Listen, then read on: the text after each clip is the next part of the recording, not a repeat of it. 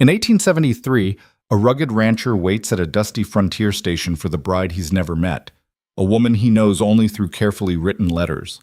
But when she steps off the stagecoach, she's not smiling. She's crying, shaking, carrying a scandal that destroyed her life back east. Most men would send her right back. He doesn't.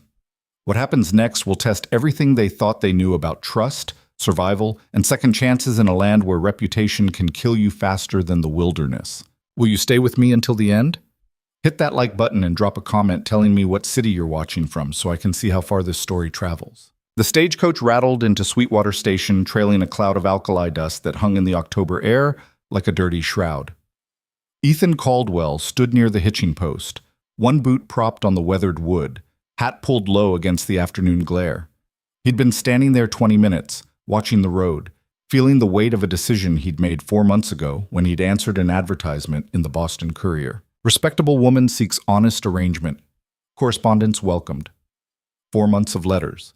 4 months of careful words exchanged across 1,000 miles. And now she was here. The driver hauled back on the reins and the horses stamped and blew, their flanks dark with sweat. Ethan straightened, his hand moving unconsciously to smooth his shirt, a gesture he immediately regretted. He was 42 years old, owner of 300 acres of hard-won land, and here he stood fidgeting like a schoolboy. The door swung open. She didn't step out so much as stumble. Her skirt caught on something, and she nearly fell before catching herself on the doorframe. When she straightened, Ethan got his first real look at Lydia Hartwell. She was crying. Not the delicate tears of a woman moved by reunion or romance. These were the kind of tears that came from somewhere deep and broken, the kind that left tracks through the dust on her face. Her traveling dress was wrinkled, her hair coming loose from its pins, and her hands shook as she gripped a small carpet bag like it was the only thing tethering her to the earth. "Miss Hartwell?" Ethan heard his own voice, rough from disuse.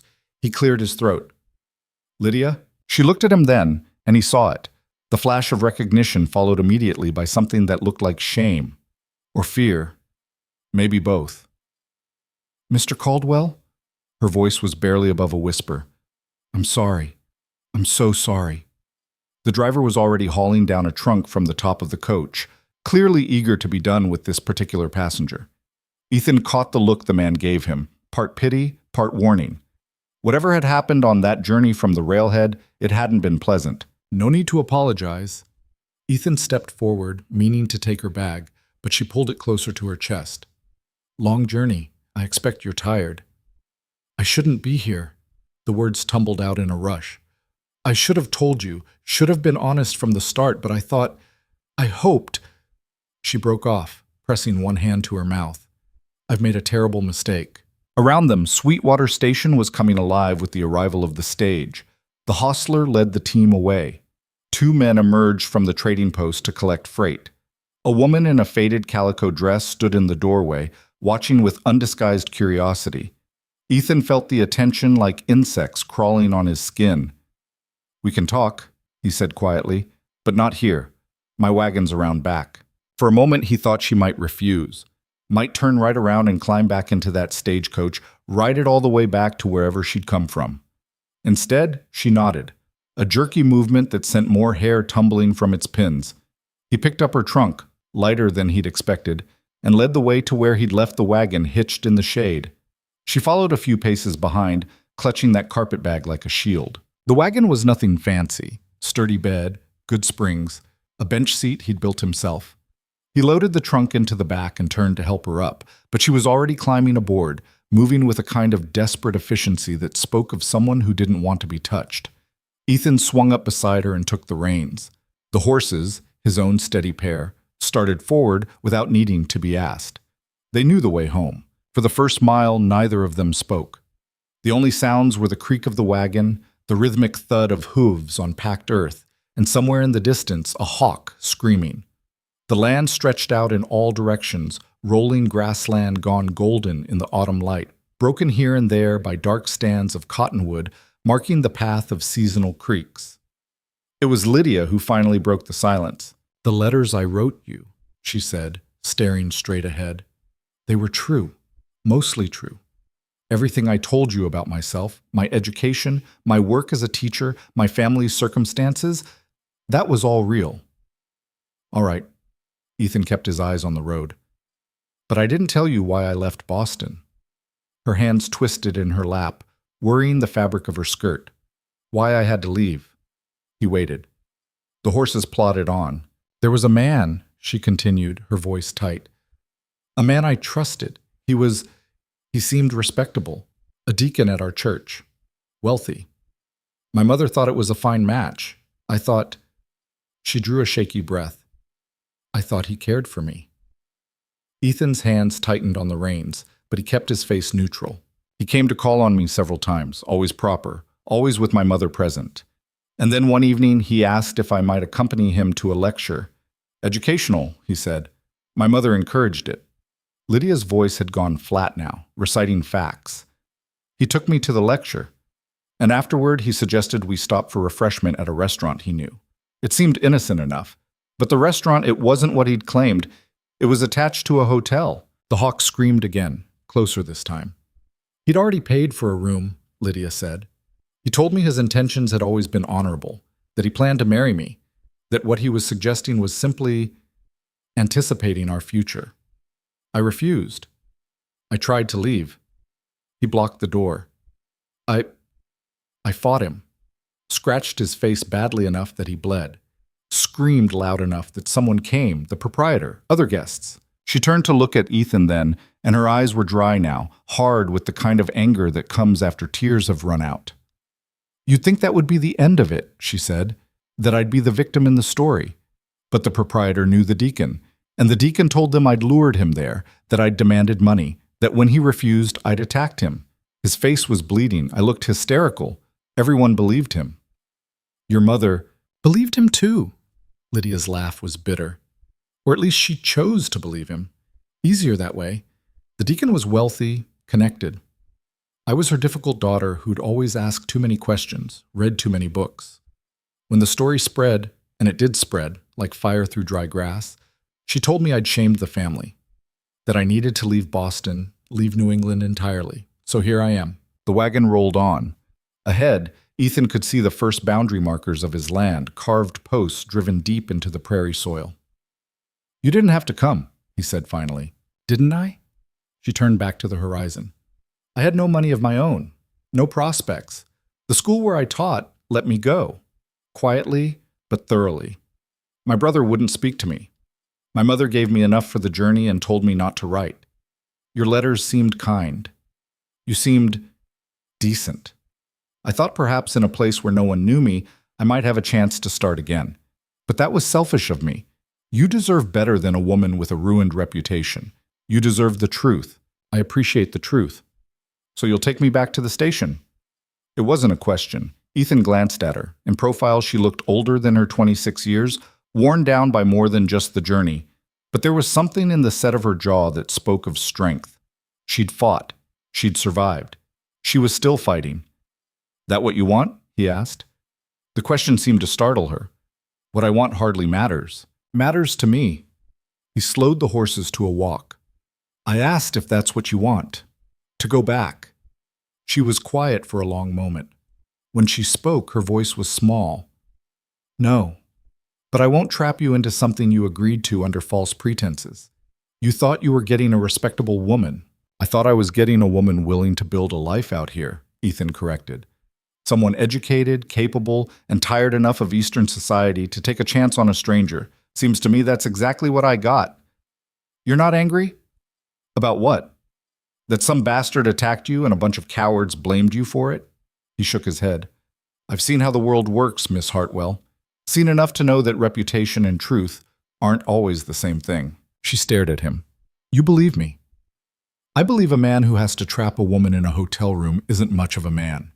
I believe people protect their own interests, and I believe you've got no reason to lie to me now when the truth could only hurt you. He urged the horses back to their working pace. Question is, what do you want to do about it? I don't understand. We had an arrangement, Ethan said. You agreed to come out here, see if we might suit. I agreed to the same. Way I see it, nothing you just told me changes that arrangement unless you want it to. You'd still be willing to... I'm willing to continue as we planned, he interrupted. You stay at the ranch. We get to know each other. We see if this might work. No pressure. No expectations beyond basic honesty and mutual respect. If after a few weeks you decide this isn't for you, I'll make sure you have passage to wherever you want to go and enough money to get started. If I decide the same, I'll tell you straight.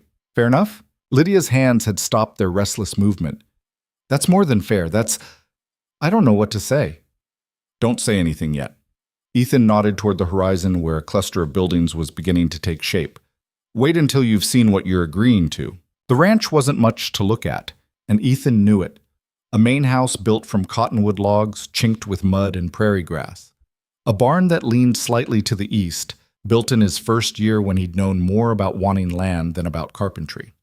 A chicken coop, a root cellar, a corral with split-rail fencing. Beyond that, grassland rolling away to the creek.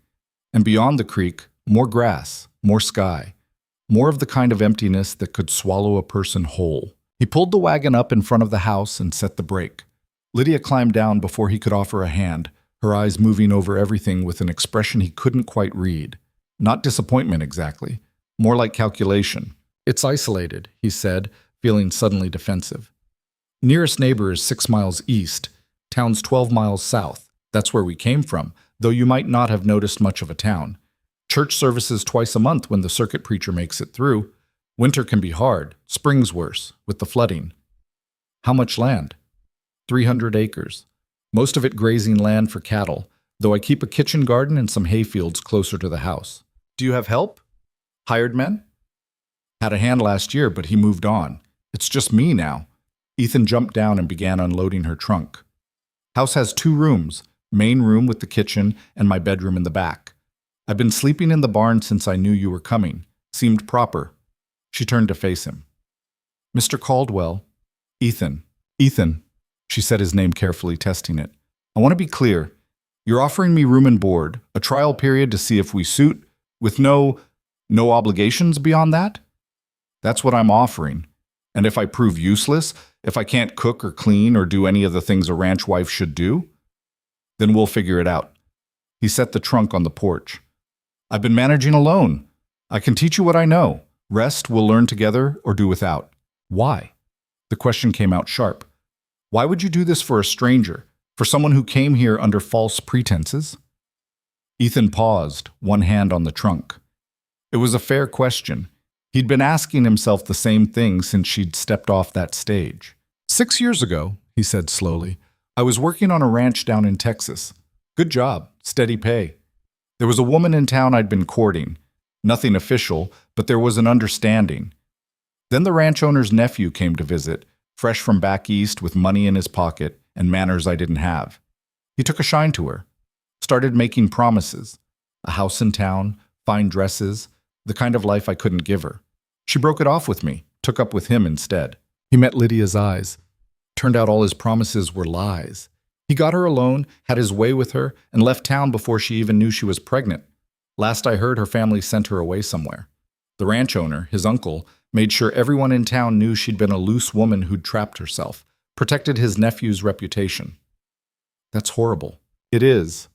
Ethan picked up her carpet bag. I didn't do anything to stop it. Told myself it wasn't my business anymore, that she'd made her choice. I've regretted that every day since. So when you stepped off that stage today, crying and scared and expecting me to send you away, I guess I decided I wouldn't make the same mistake twice. He walked up onto the porch and set the bag down next to the trunk. When he turned back, Lydia was still standing by the wagon, but something in her posture had changed. The rigid fear had eased slightly. I'll pull this inside for you, he said. Give you some time to settle. There's a pump out back for washing up. I'll be in the barn seeing to the horses if you need anything. Ethan. She climbed the steps, stopping just in front of him. Up close, he could see the fine lines around her eyes, the faint scar on her chin. Not a perfect face, but an honest one. Thank you. I know those words aren't enough, but they're all I have right now. They're plenty. He touched the brim of his hat and stepped past her to haul the trunk inside. The main room was exactly as he'd described it. A large space with a stone fireplace on one wall, a rough-hewn table with 2 chairs, shelves holding his few dishes and supplies, hooks for coats and tools. Clean, but sparse. A bachelor's space. He set the trunk at the foot of the bed in the back room and left before she could see how bare it was in there, too. Just a bed frame with a corn husk mattress, a crate serving as a side table, a single lantern. He'd meant to make it nicer, buy some curtains or something, but he'd run out of time. Outside, he unhitched the horses and led them to the barn, his mind already running through everything that needed to be done before dark. Check the fence line in the south pasture, fill the water troughs, split more firewood. They'd need plenty with winter coming. He tried not to think about the woman now standing in his house, tried not to wonder if he'd just made the biggest mistake of his life or somehow, impossibly, done the right thing. The horses settled in their stalls. He grabbed an axe and headed for the woodpile. The rhythmic work helped, the solid thunk of blade into wood, the clean split of seasoned cottonwood. He'd worked through maybe half a cord when he heard footsteps behind him. Lydia had changed into a simpler dress, dark blue calico, and pulled her hair back into a severe knot. She looked more composed, though her eyes were still red-rimmed. "I found the kitchen supplies," she said, "such as they are. When did you last have a proper meal?" "Depends on your definition of proper." "Anything that isn't jerky or beans cooked directly in the can?" Despite everything, Ethan felt a smile tug at his mouth. "Been a while." "Do you have flour, salt, lard?" "Should be some in the stores." "Then I'll make biscuits and gravy for supper." "It's not much, but it's something I know how to do." She hesitated. "I wasn't lying in my letters. I can cook. I can keep a house. My mother insisted on it even though she was training me to marry well rather than work. She'd be horrified to know those lessons are the only thing keeping me fed now." "I'll take whatever you're willing to make," Ethan said. "But you don't have to prove anything today. You just got here." "I need to do something." Her hands clenched at her sides.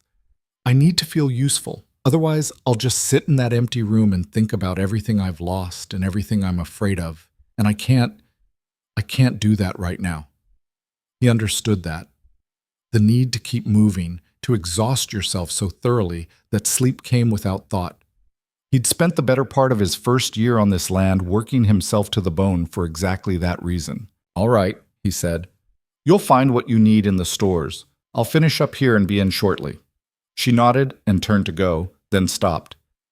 "Ethan, in your letters you mentioned you'd been on this land for 5 years, but you never said where you came from before, or why you came out here alone." Fair question, given what she'd shared.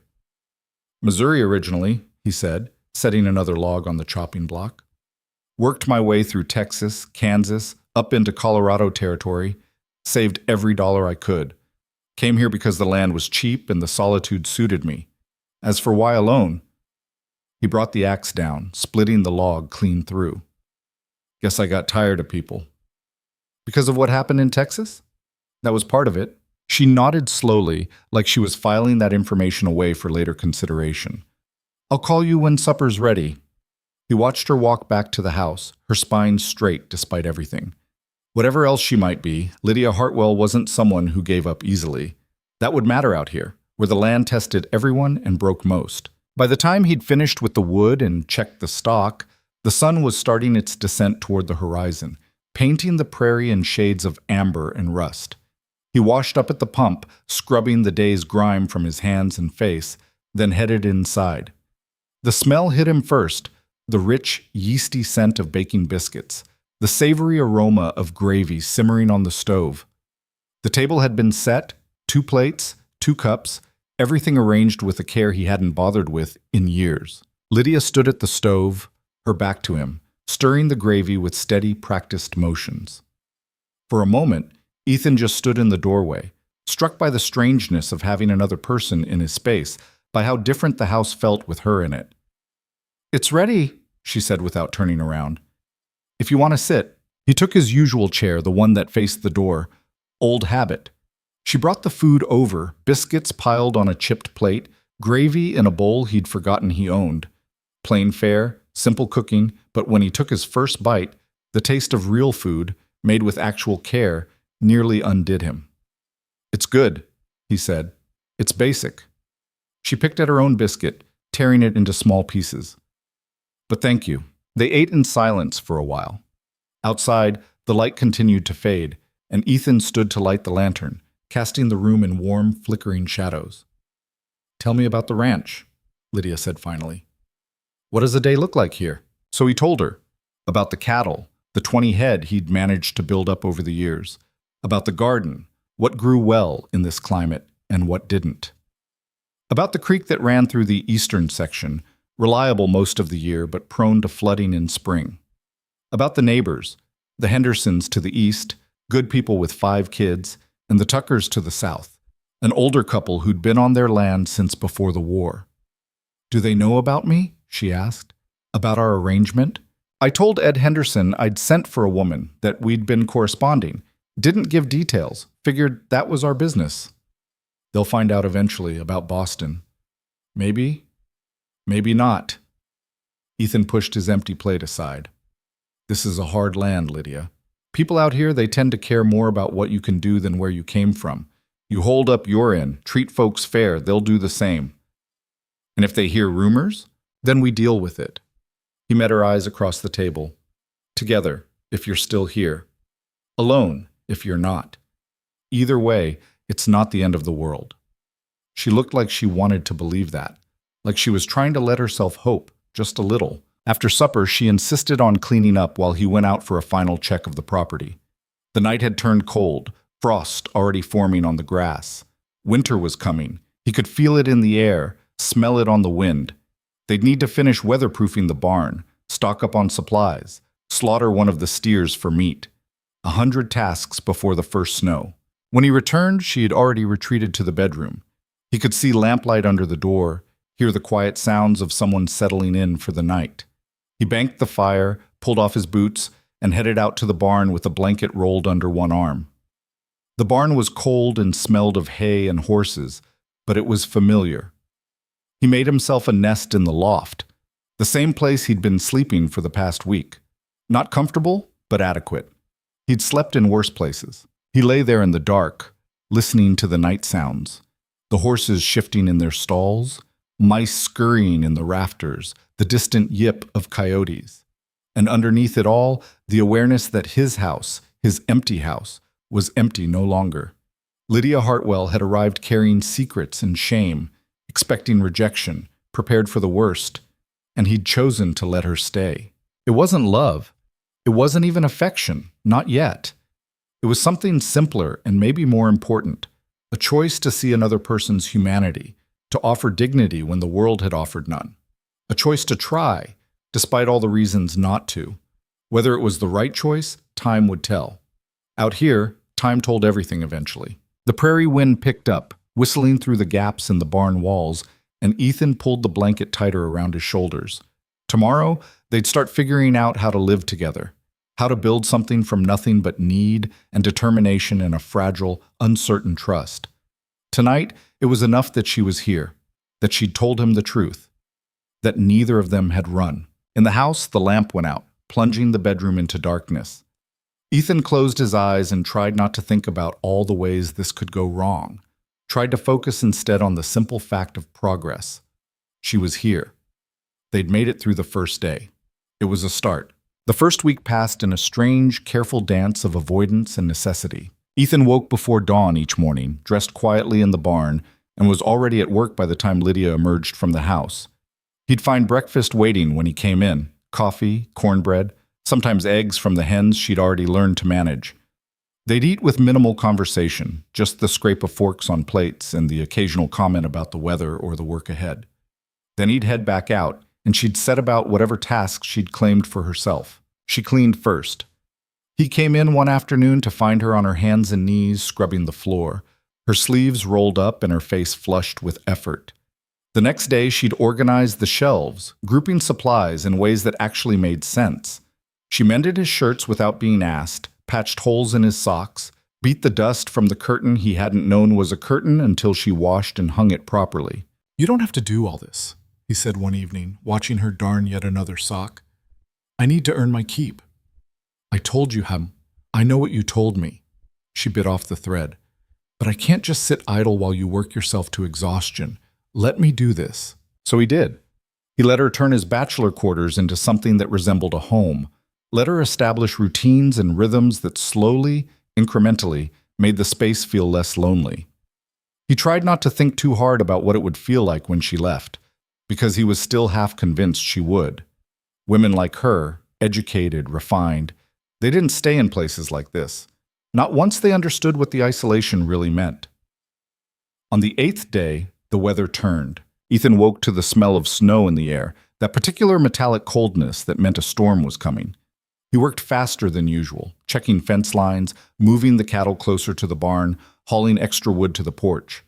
Lydia watched from the window, and when he came in for the noon meal, she had questions. How bad will it be? Hard to say. Could be nothing. Could be the first real storm of the season. What do we do if it's bad? Stay inside, keep the fire going, wait it out. He pulled off his gloves. Might be a day or two before it clears enough to check on the stock. A day or two confined to the house. She said it carefully, like she was testing the weight of the words. We'll manage. He met her eyes. We've been doing all right so far. She nodded, but he could see the tension in her shoulders. They'd been careful all week, maintaining distance, respecting boundaries. Now the weather was about to force them into closer quarters than either had planned for. The snow started just after dark, fat flakes that quickly turned to smaller, harder pellets driven by a rising wind.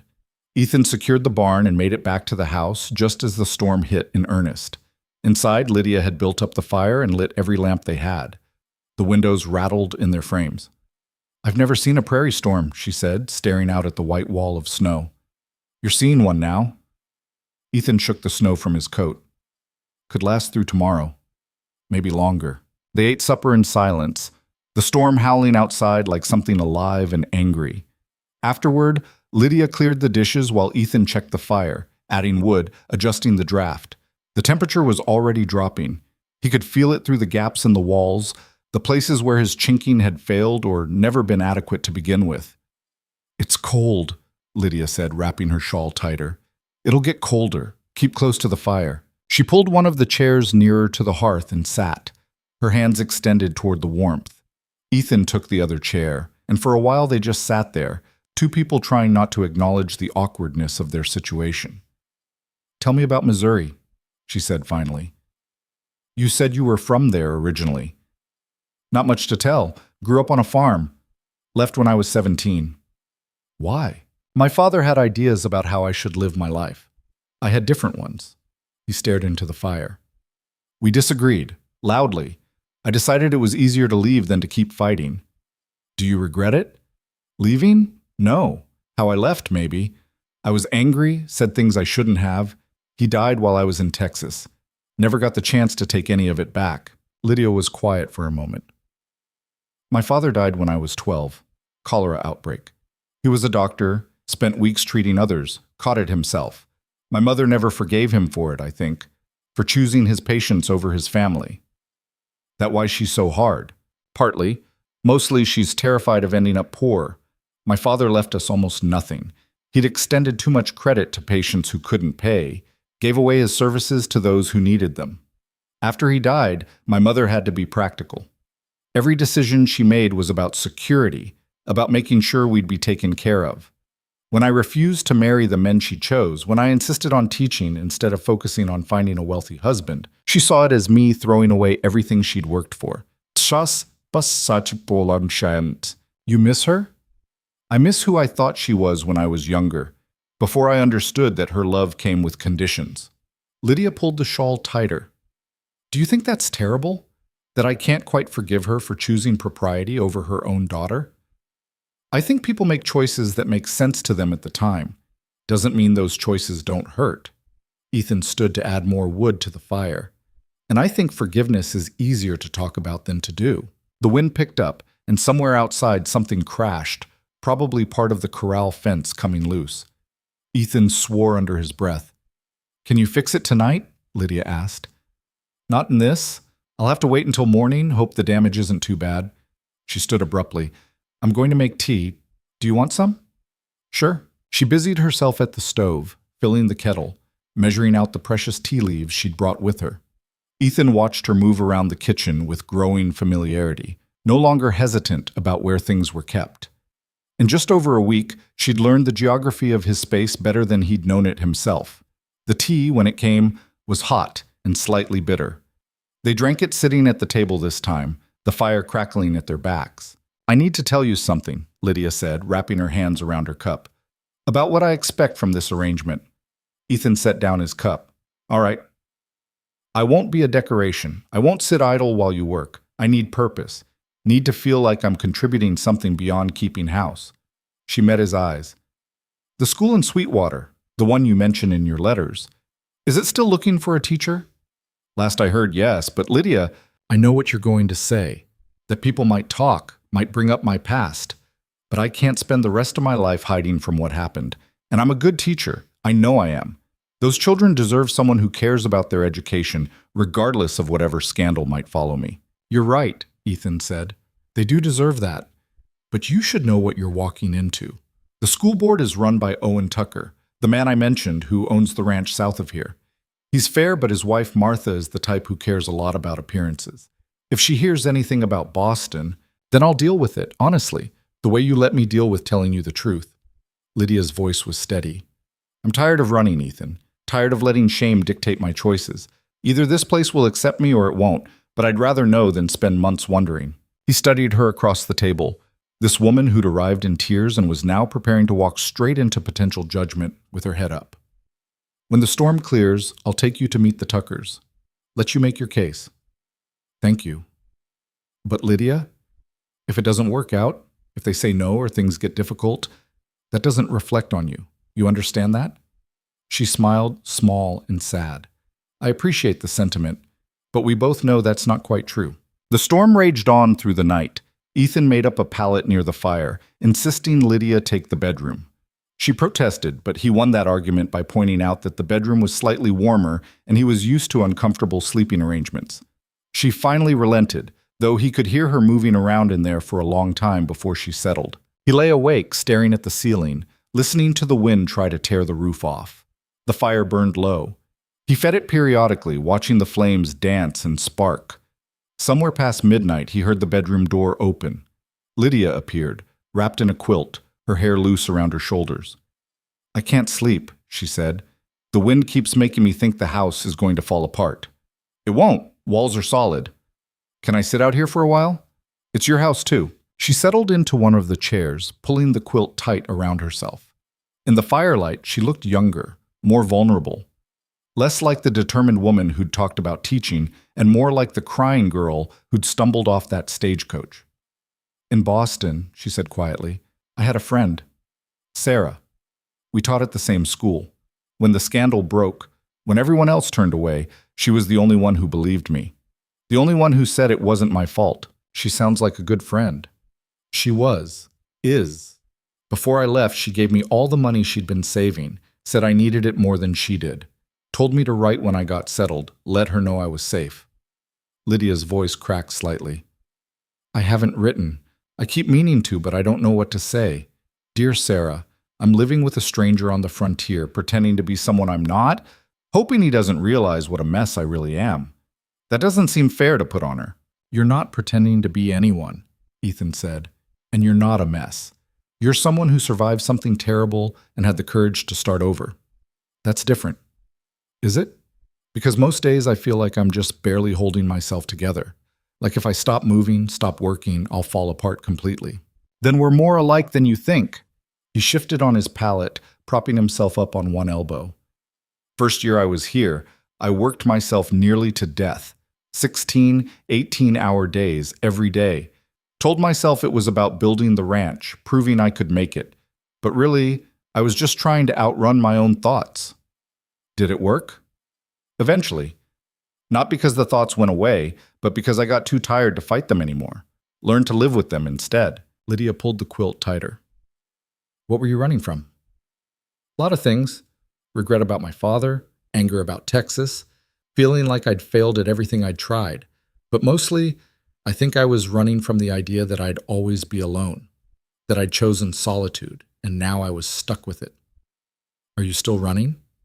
The question hung in the air between them, weighted with implications neither of them was quite ready to address. I don't know, Ethan said finally.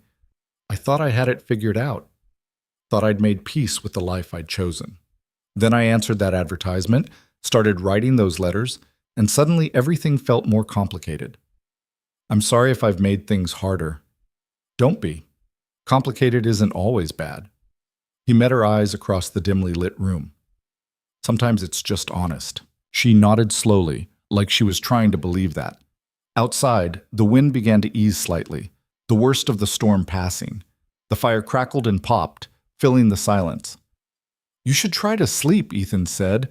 "Going to be a long day tomorrow, dealing with whatever damage this storm's done." "Will you teach me?" Lydia asked suddenly. "How to help with the ranch work? I know I'm not strong enough for the heavy labor, but there must be things I can learn." "You want to learn ranch work?" "I want to be useful, really useful, not just keeping house.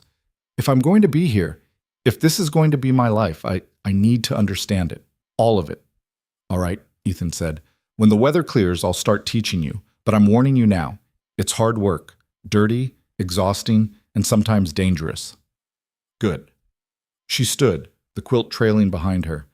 "I'm tired of being protected from difficult things. It hasn't served me well." She disappeared back into the bedroom, and Ethan lay there thinking about what she'd said, about wanting to be useful, to understand, to face difficulty head-on instead of being sheltered from it. It was the opposite of what most women in her position would ask for, and it told him something important about who she was under all that hurt and shame. The storm blew itself out by morning, leaving behind a world transformed. Snow covered everything, smoothing the rough edges of the prairie, making the ranch look almost beautiful in the weak sunlight. Ethan woke stiff and cold. The fire burned down to embers. He built it back up, put coffee on to boil, and headed outside to assess the damage. The corral fence was down in 3 places. 2 shutters had torn loose from the barn. Snow had drifted against the chicken coop, and he had to dig his way in to check on the birds. They were fine, huddled together for warmth, annoyed but alive. He was knee-deep in snow, hammering a fence post back into place when Lydia appeared. She'd bundled herself in layers, her traveling cloak over her work dress, a scarf wrapped around her head, his spare gloves on her hands. "Tell me what to do," she said. "Go back inside. It's freezing out here." "I'm aware. Tell me what to do." He looked at her, at the determined set of her jaw, and recognized the futility of argument. "Can you hold this post steady while I pack snow around the base?" She waded through the drifts and gripped the post with both hands. He worked quickly, packing and stomping, aware of her shivering beside him. When the post was secure, they moved to the next break in the fence, then the next. By the time they finished, her lips had a blue tinge and her hands were shaking even inside the gloves. "Inside," he ordered. "Now." She didn't argue this time. He followed her in and they stood by the fire warming their hands, not speaking. After a while, she started laughing. "What's funny?" "I just spent an hour in a snowstorm fixing a fence I didn't know existed a week ago, and I can't feel my toes. 2 months ago, I was teaching literature to the daughters of Boston merchants. The absurdity of it is almost liberating." Ethan found himself smiling. "Welcome to ranch life." "It's horrible," she said, still laughing. "Everything hurts, and I'm freezing, and I smell like livestock. Why do you do this?" "Because it's mine. Because I built it from nothing, and it answers to no one but me." He poured coffee for both of them. "Because some days, when the work is done and the sun's setting over land that belongs to me, it feels like the only place I've ever fit." Lydia wrapped her hands around the coffee cup, her expression turning serious. "I think I understand that. The wanting to belong somewhere, to build something that's yours. Then you'll do fine out here." Over the next week, he made good on his promise to teach her. She learned to feed the cattle, scattering hay in the feeding troughs. Learned to check the water supply, breaking ice when necessary. He showed her how to milk the cow they kept for household use, and she practiced until her hands cramped, determined to master the rhythm. She wasn't naturally suited to the work. She was too slight, too unaccustomed to physical labor. The first time she tried to lift a hay bale, she barely got it off the ground. But she kept trying, kept pushing herself, and gradually her hands toughened and her strength improved. "You're going to hurt yourself," he told her one afternoon, watching her struggle with a bucket of feed. "Probably, but I'll figure it out." "Lydia, don't." She set the bucket down hard. "Don't tell me it's too hard or I'm not built for it, or I should just focus on keeping house. I need to know I can survive here, with or without you. I need to know I'm not just another dependent thing waiting to be taken care of." He understood that too. The need to prove you could stand on your own, that you weren't at the mercy of someone else's goodwill. It was part of why he'd come out here in the first place. "All right," he said. "But we do it smart. I show you the right way to lift, the right way to carry. You work with your head as much as your back. Deal?" Deal. They settled into a new rhythm after that. Mornings together tending the stock, afternoons apart while he worked the far sections of the property and she managed the house and garden. Evenings by the fire, talking more easily now, the initial awkwardness fading into something that felt almost like companionship. 2 weeks after the storm, Ethan hitched up the wagon. "Ready to meet the Tuckers?" Lydia emerged from the bedroom wearing her best dress, her hair pinned up carefully, her hands clasped nervously in front of her. "As ready as I'll ever be." The Tucker Ranch was larger than Ethan's, more established, with a proper house and multiple outbuildings. Owen Tucker met them in the yard, a weathered man in his 60s with kind eyes and a firm handshake. "Ethan, good to see you, and this must be Miss Hartwell." "Mrs. Tucker mentioned you were looking for a teacher," Ethan said. "Lydia's interested in the position." "Well, come inside. Martha's got coffee on." Martha Tucker was a thin woman with sharp features and sharper eyes. She looked Lydia up and down as they entered, her expression giving nothing away. "Miss Hartwell, you're from back east, Owen tells me." "Boston, yes ma'am." "And you taught there?" "At the Pemberton Academy for Young Ladies, literature, composition, and mathematics." "Fancy school." Martha poured coffee with precise, economical movements. "What brings you all the way out here?" Here it was, the moment Lydia had been preparing for. Ethan saw her spine straighten, saw her hands still their nervous movement. "I needed a fresh start," Lydia said carefully. "There was an incident involving a man of some prominence. He made unwanted advances. When I refused him, he spread lies about my character. My family chose to believe him rather than face the scandal, and I was asked to leave." Martha's eyes narrowed. "That's a serious accusation." "It's the truth. I understand if that makes me unsuitable for the position, but I wanted you to hear it from me rather than through gossip." The room was silent except for the ticking of a clock on the mantel. Owen and Martha exchanged a look, some wordless communication passing between them. "I appreciate your honesty," Owen said finally. "Takes courage to speak plainly about difficult things." "The children deserve an honest teacher," Lydia said.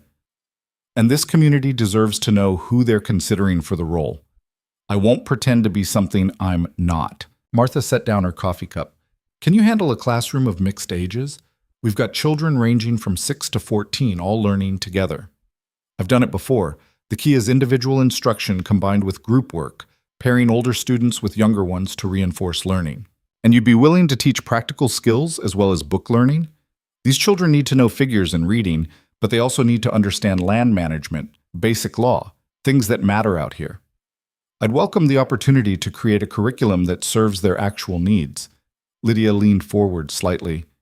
"Education should prepare students for the lives they'll actually lead, not just the lives their teachers imagine for them." Martha almost smiled at that.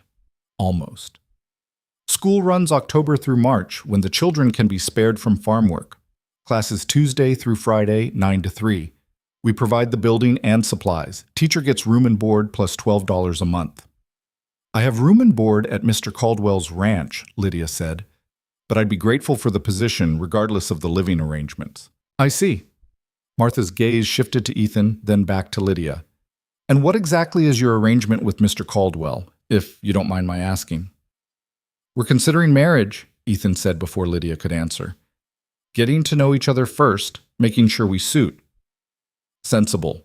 Owen nodded approvingly. "Too many people rush into these things, then regret it later." Martha was still watching Lydia with that assessing look. "The previous teacher lasted 1 term before she married and moved away. If you take this position, can you commit to at least a full year?" "Yes, ma'am. I can commit to a year, possibly longer, depending on how things develop." "Then the job is yours if you want it. You can start next Tuesday. I'll send word to the families, let them know to send their children." Martha stood, clearly ready to end the meeting. "But Miss Hartwell, there will be talk. There always is when someone new arrives, especially someone with a story. How you handle that talk will determine whether you keep this position. Am I clear?" "Perfectly clear. Thank you for the opportunity." Outside, climbing back into the wagon, Lydia let out a long, shaky breath. "You did well," Ethan said. "I was terrified." didn't show. They rode in silence for a while, the wagon rocking over the frozen road. Finally, Lydia spoke again. You told them we're considering marriage. Not that we have an arrangement, not that I'm a mail-order bride. Considering marriage. Seemed like the right thing to say. True enough without being too detailed. It was kind, making it sound like a mutual choice rather than a transaction. It is a mutual choice. Ethan glanced at her. We're both choosing to be here, to see if this works. That's more than a lot of married couples can say. She was quiet for a moment. In your letters, you never actually proposed. Never asked me to marry you. You just invited me to come out, see the ranch, get to know each other. That's right. Why? Most men advertising for wives, they want the commitment secured before the woman arrives. Because I didn't want you to feel trapped. Didn't want you arriving here thinking you had no choice but to go through with something you might regret. He kept his eyes on the road. Figured if we were going to do this, it should be because we both wanted to, not because we'd already made promises we felt obligated to keep. That's remarkably decent of you, or remarkably foolish, depending on how you look at it. I choose decent. She was quiet for another moment. Ethan, when you answered my advertisement, what were you hoping for? What did you imagine this arrangement might become? It was a fair question, one he'd been asking himself. Honestly, I don't know. Companionship, maybe. Someone to build something with. I've been alone a long time, and I'm tired of it. But I also know you can't force feelings that aren't there. So I suppose I was hoping for the possibility of something good, while accepting it might not work out that way. That's a lonely kind of hope. Better than no hope at all. They reached the ranch as the sun was setting, painting the sky in shades of orange and purple. Ethan unhitched the wagon while Lydia headed inside to start supper. When he joined her, she'd changed back into her work dress and was standing at the stove, her hair coming loose from its pins. I start teaching in 3 days, she said, not turning around. I'm nervous. You'll be fine. The Tucker kids are good children, and the others will follow their lead. What if someone's heard about Boston? What if they pull their children from the school? Then we deal with it. He hung his coat by the door. But Lydia? Stop borrowing trouble. You told the truth today, made your case honestly. That's all you can do. Rest is up to them. She nodded, but he could see the tension in her shoulders, the worry she was trying to suppress. He wanted to reassure her, to promise it would all work out, but he'd learned long ago that some promises couldn't be kept. All he could offer was what he'd already given, his presence, his support, his willingness to face whatever came together. After supper, she pulled out the books she'd brought with her, carefully wrapped volumes she'd protected throughout her journey. Literature, poetry, mathematics, texts. She sat at the table going through them, making notes about lesson plans, her brow furrowed in concentration. Ethan watched her from his chair by the fire. This woman who'd arrived in tears and was now preparing to teach, to build a life, to claim her place in a community that didn't know her yet. She was braver than she gave herself credit for, stronger than she realized. And he was starting to understand that what he'd hoped for in those letters, companionship, possibility, someone to build with, it was already happening. Slowly, carefully, in the quiet moments between work and words, they were building something. Whether it would become love, he couldn't say. But it was real, and it mattered, and that was more than he'd had in a very long time. Ethan? Lydia looked up from her books. Thank you. For today, for believing in me, for giving me this chance. I know I haven't said it enough, but I'm grateful. You don't need to keep thanking me. Yes, I do, because you didn't have to do any of this. You could have sent me back to that station the day I arrived, and no one would have blamed you. But you chose differently, and that choice changed everything for me. He didn't know what to say to that, so he just nodded. Sometimes words weren't adequate anyway.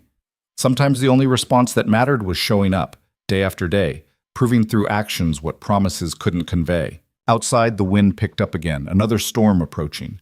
But inside, the fire burned warm, and two people sat in companionable silence, each lost in their own thoughts, each beginning to believe that maybe, just maybe, this fragile arrangement might become something worth keeping. The prairie stretched out in all directions, vast and indifferent and unforgiving. But within these walls, they were building something small and precious.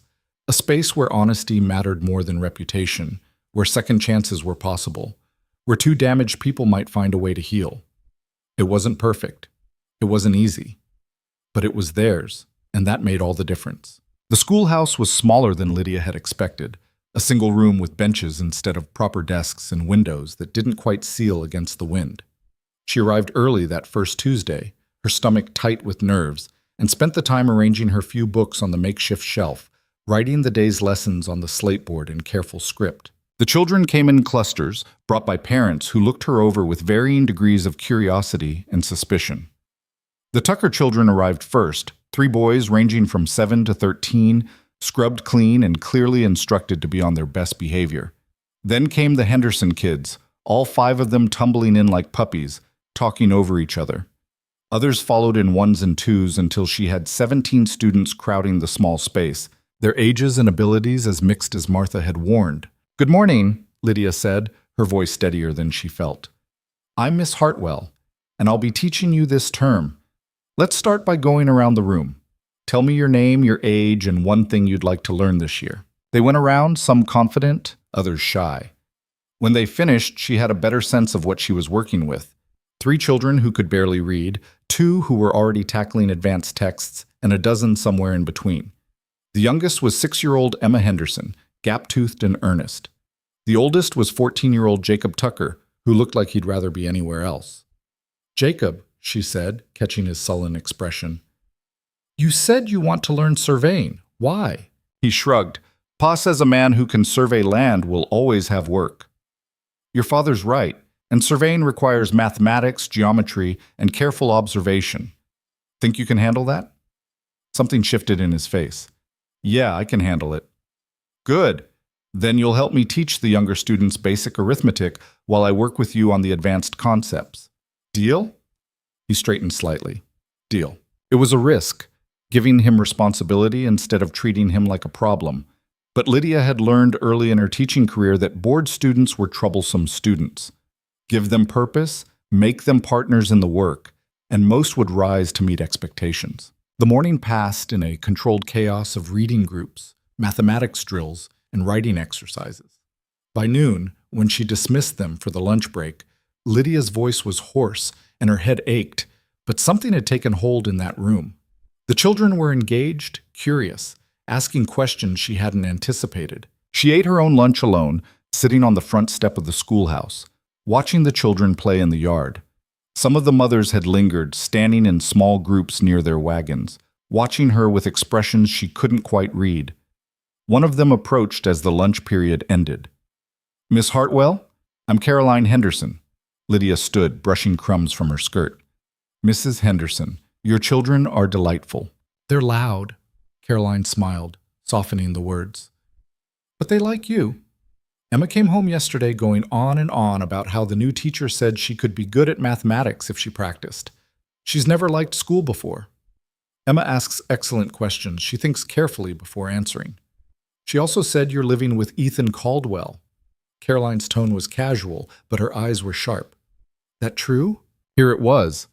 Lydia had known this conversation was coming, had prepared for it, but her throat still tightened. "Mr. Caldwell and I are considering marriage. We're getting to know each other first." Sensible. "Ethan's a good man, though he keeps to himself. Must be lonely out there on his ranch." "It's isolated," Lydia admitted, "but the work is satisfying."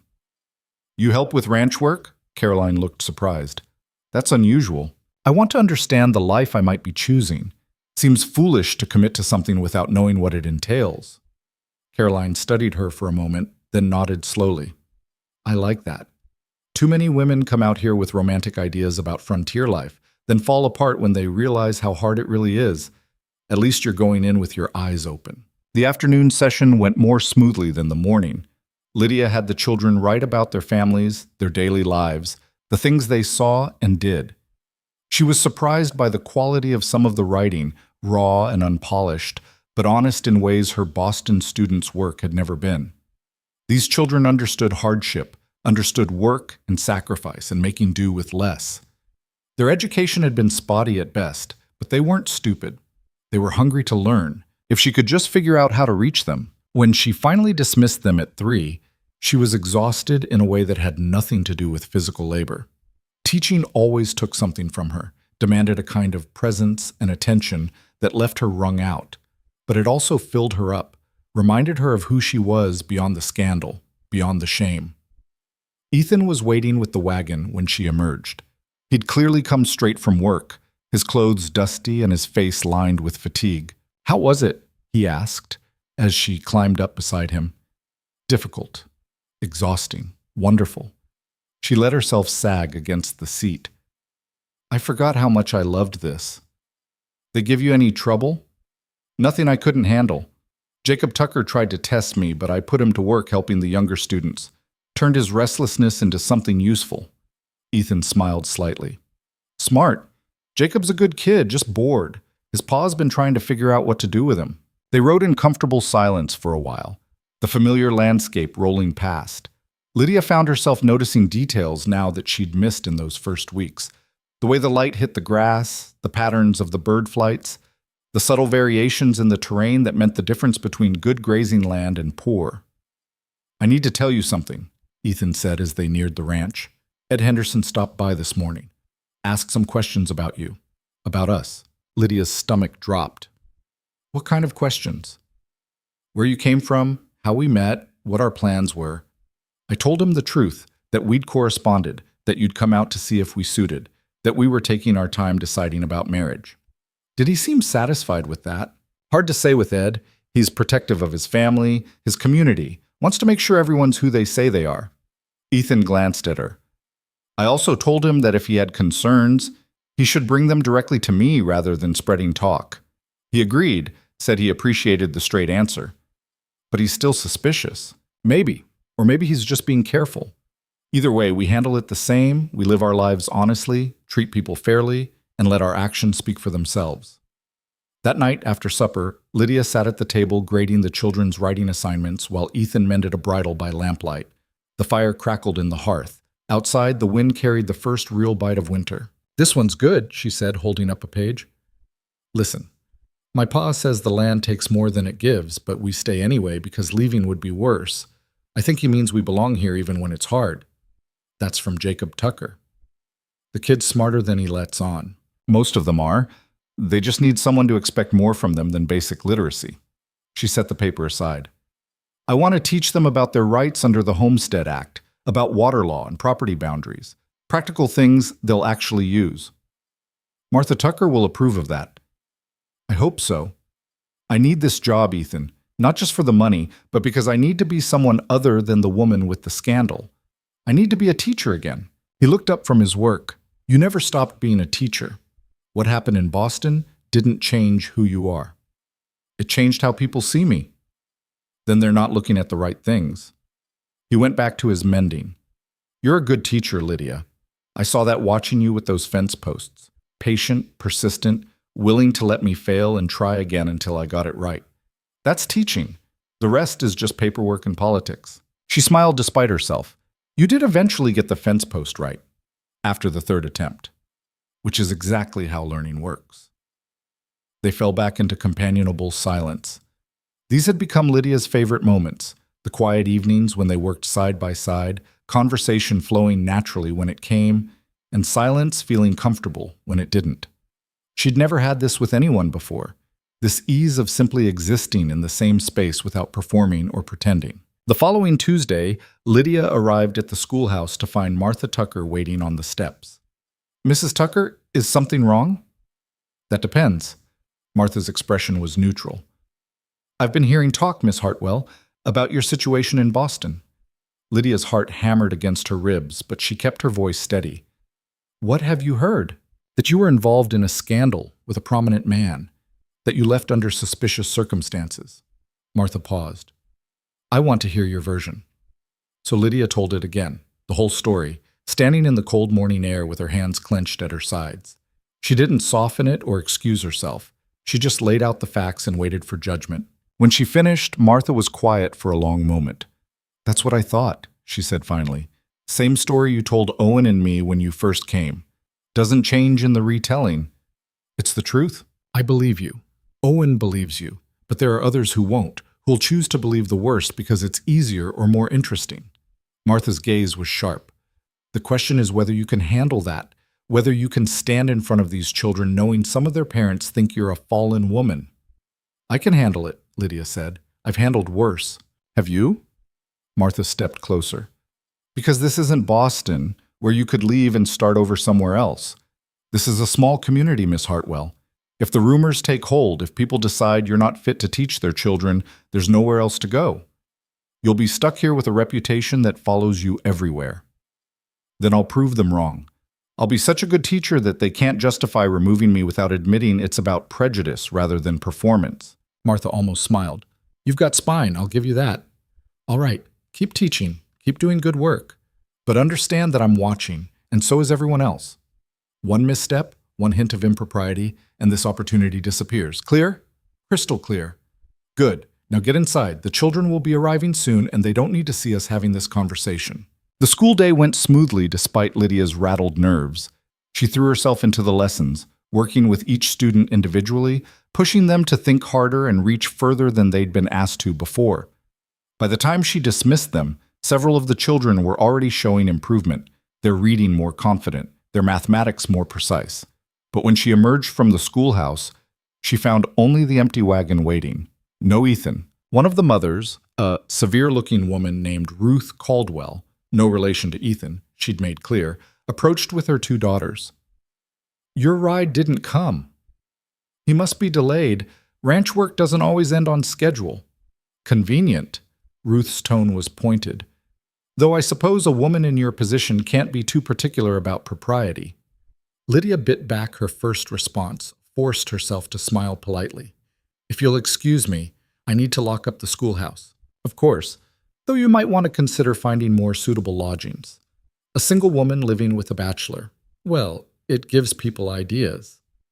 Mr. Caldwell and I are engaged, Lydia said, the lie coming out smooth and practiced. We're simply waiting for the circuit preacher to make it official. Ruth's eyes narrowed. Is that so? Funny, I hadn't heard anything about an engagement. We're private people, Mrs. Caldwell, but I appreciate your concern. She turned away before Ruth could respond, her hands shaking as she locked the schoolhouse door. The lie had been necessary, she told herself. A small untruth to protect the larger truth of what she and Ethan were building. But it sat heavy in her stomach. Another layer of deception in a life she'd promised herself would be honest. Ethan arrived 20 minutes later, the wagon rattling up in a cloud of dust.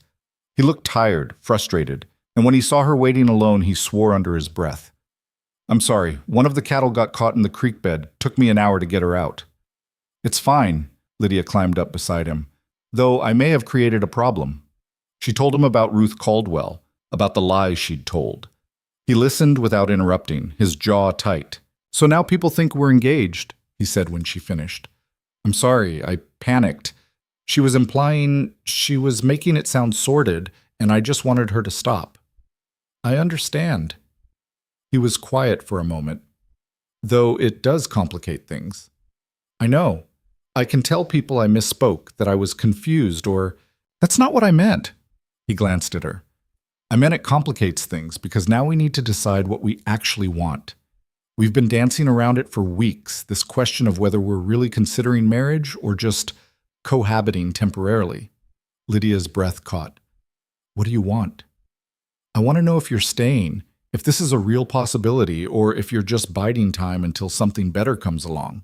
There's nothing better, she said, the words coming out fiercer than she'd intended. This life, this place, teaching those children, working beside you, it's the first time I've felt like myself in months, maybe years. So yes, I'm staying, if you'll have me. If I'll have you? He laughed, short and sharp. Lydia, I've been half in love with you since you told Jacob Tucker he could learn surveying. Maybe before that. I just didn't want to push, didn't want you to feel obligated. You're in love with me? Getting there. Thought that was obvious. Nothing about this situation is obvious. Her heart was racing now, hope and fear tangled together. I thought you were just being kind, that you felt sorry for me. I did feel sorry for you at first. Then I got to know you, and sorry turned into respect. Then respect turned into something else entirely. He pulled the wagon to a stop in the middle of the empty road. So I'm asking you straight, do you want to marry me? Not because of Ruth Caldwell or community pressure, or because you need a roof over your head. Because you want to build a life with me, specifically. Yes. The word came out without hesitation. Yes, I want to marry you. I want to build a life with you. I want to make this real. Then we'll do it right. He reached into his pocket and pulled out a folded piece of paper. I was going to wait, pick a better moment. But since we're being honest, she unfolded the paper carefully. It was a legal document, dense with formal language, but the meaning was clear enough. A transfer of property ownership, granting her equal share in his ranch, 150 acres in her name. I don't understand. It's your land, Ethan said. Half of everything I own. If we marry, it's already yours by law in most territories, but I wanted you to have it regardless. Security, independence, a guarantee that you're not just some dependent wife, but an equal partner. Ethan, this is too much. It's not enough. Not for what you've already given me. He took her hand, his grip warm and steady. You made me remember what it feels like to have someone to come home to.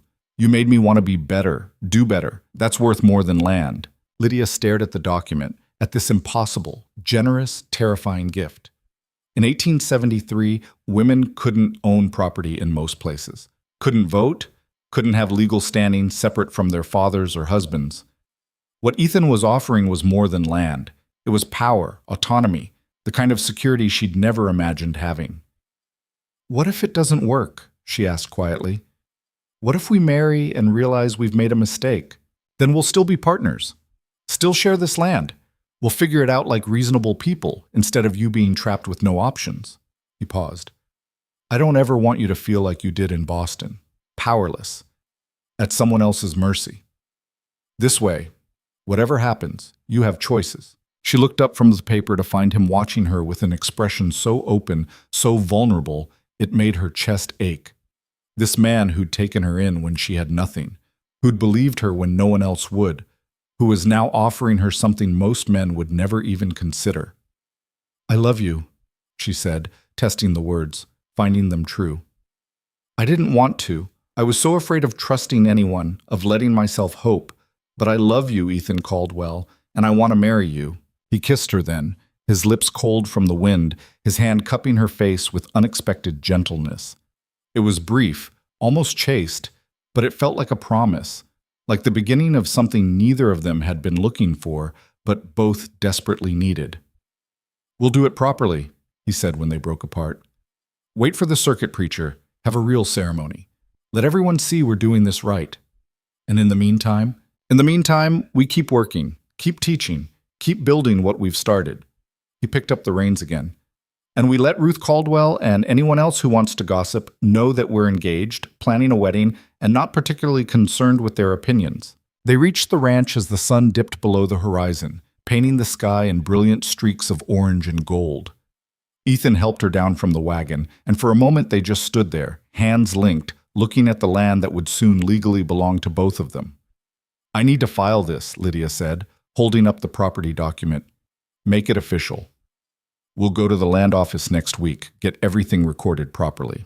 That night, they talked about wedding plans. Small ceremony, just a few witnesses. Martha and Owen Tucker, the Hendersons, if they were willing.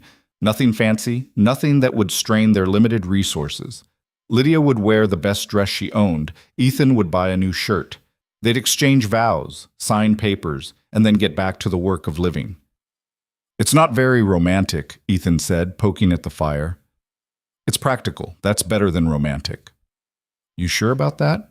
Romance is what got me into trouble in Boston. Practicality is what got me out.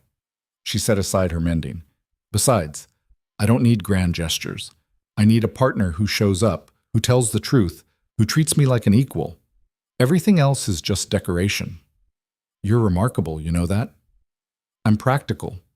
But she smiled as she said it. The following week brought the first real cold snap of the season. Temperatures plummeted, and ice formed thick on the water troughs. Ethan worked brutal hours trying to prepare for winter, and Lydia helped where she could while still managing her teaching duties. She woke before dawn to help feed the stock, taught all day, came home to cook supper and mend clothes and help Ethan with the endless list of tasks that needed completing before the deep freeze set in. She was exhausted, her hands chapped and raw, her body aching in ways she'd never experienced before. But she was also satisfied in a way she'd never been in Boston, where her work had been cerebral and her body merely decoration. Here, she could see the results of her labor, The cattle fed, the children learning, the house warm and functional. It was hard, sometimes brutally so, but it was real. On Saturday, they rode to town to file the property transfer. The land office clerk, a bored-looking man with ink-stained fingers, barely glanced at the papers before stamping them official. "You're aware this is highly unusual," he said to Ethan, "transferring property to a woman." "I'm aware." "And you're doing it voluntarily? No coercion?" "None whatsoever." The clerk shrugged and filed the papers. Just like that, Lydia Hartwell became a landowner. 150 acres of prairie, legally hers regardless of what happened with the marriage. She walked out of that office feeling lighter than she had in months, the weight of dependency lifted from her shoulders. "How does it feel?" Ethan asked as they walked to the general store. "Strange. Frightening. Empowering." She laughed, giddy with the reality of it. "I own land. Me. A woman who 6 weeks ago had nothing but a carpetbag and shame. You always had more than that. Just took the right circumstances for you to see it." They bought supplies: flour, sugar, coffee, ammunition for hunting. The storekeeper, an older man named Gus, made small talk while weighing their purchases. "Heard you two are engaged. Congratulations." "Thank you," Lydia said. "We're waiting for the circuit preacher to make it official.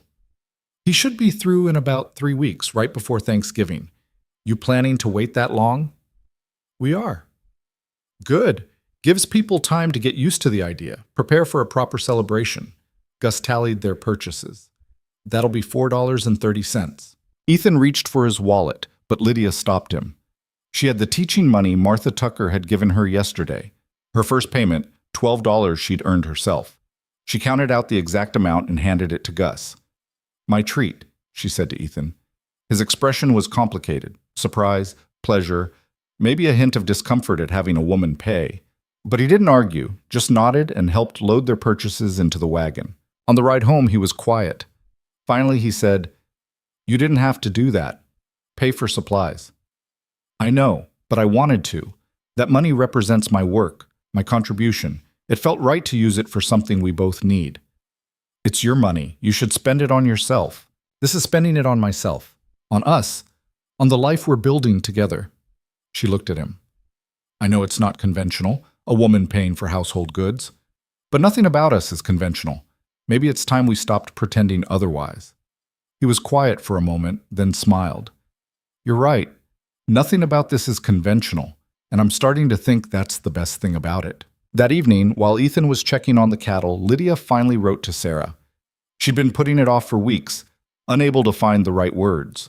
But sitting at the table with good lamplight and a full belly, the words came more easily. She wrote about the journey west, about arriving broken and finding unexpected kindness.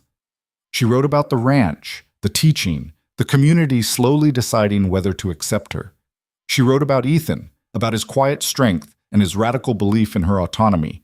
And she wrote about the land, about owning something solid and real that no one could take from her. She didn't mention the scandal directly, didn't rehash the pain.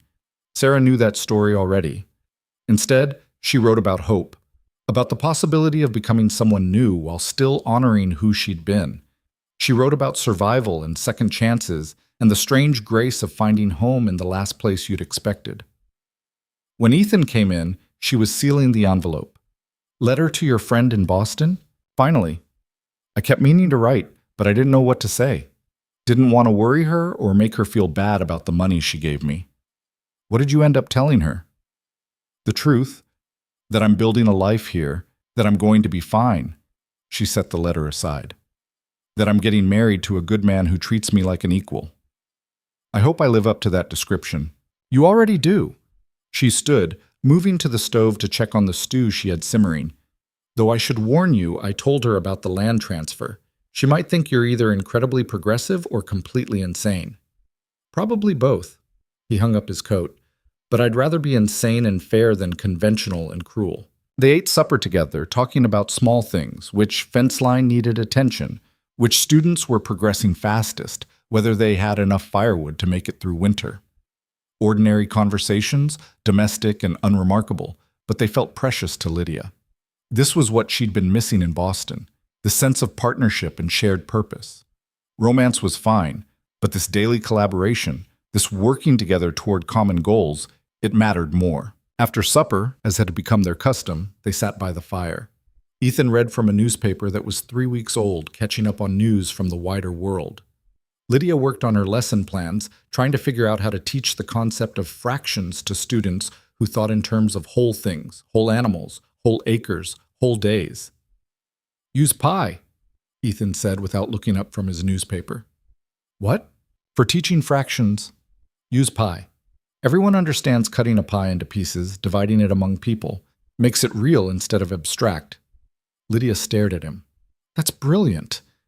It's practical, same thing you said about our wedding. She laughed, and the sound surprised her. When had she started laughing again?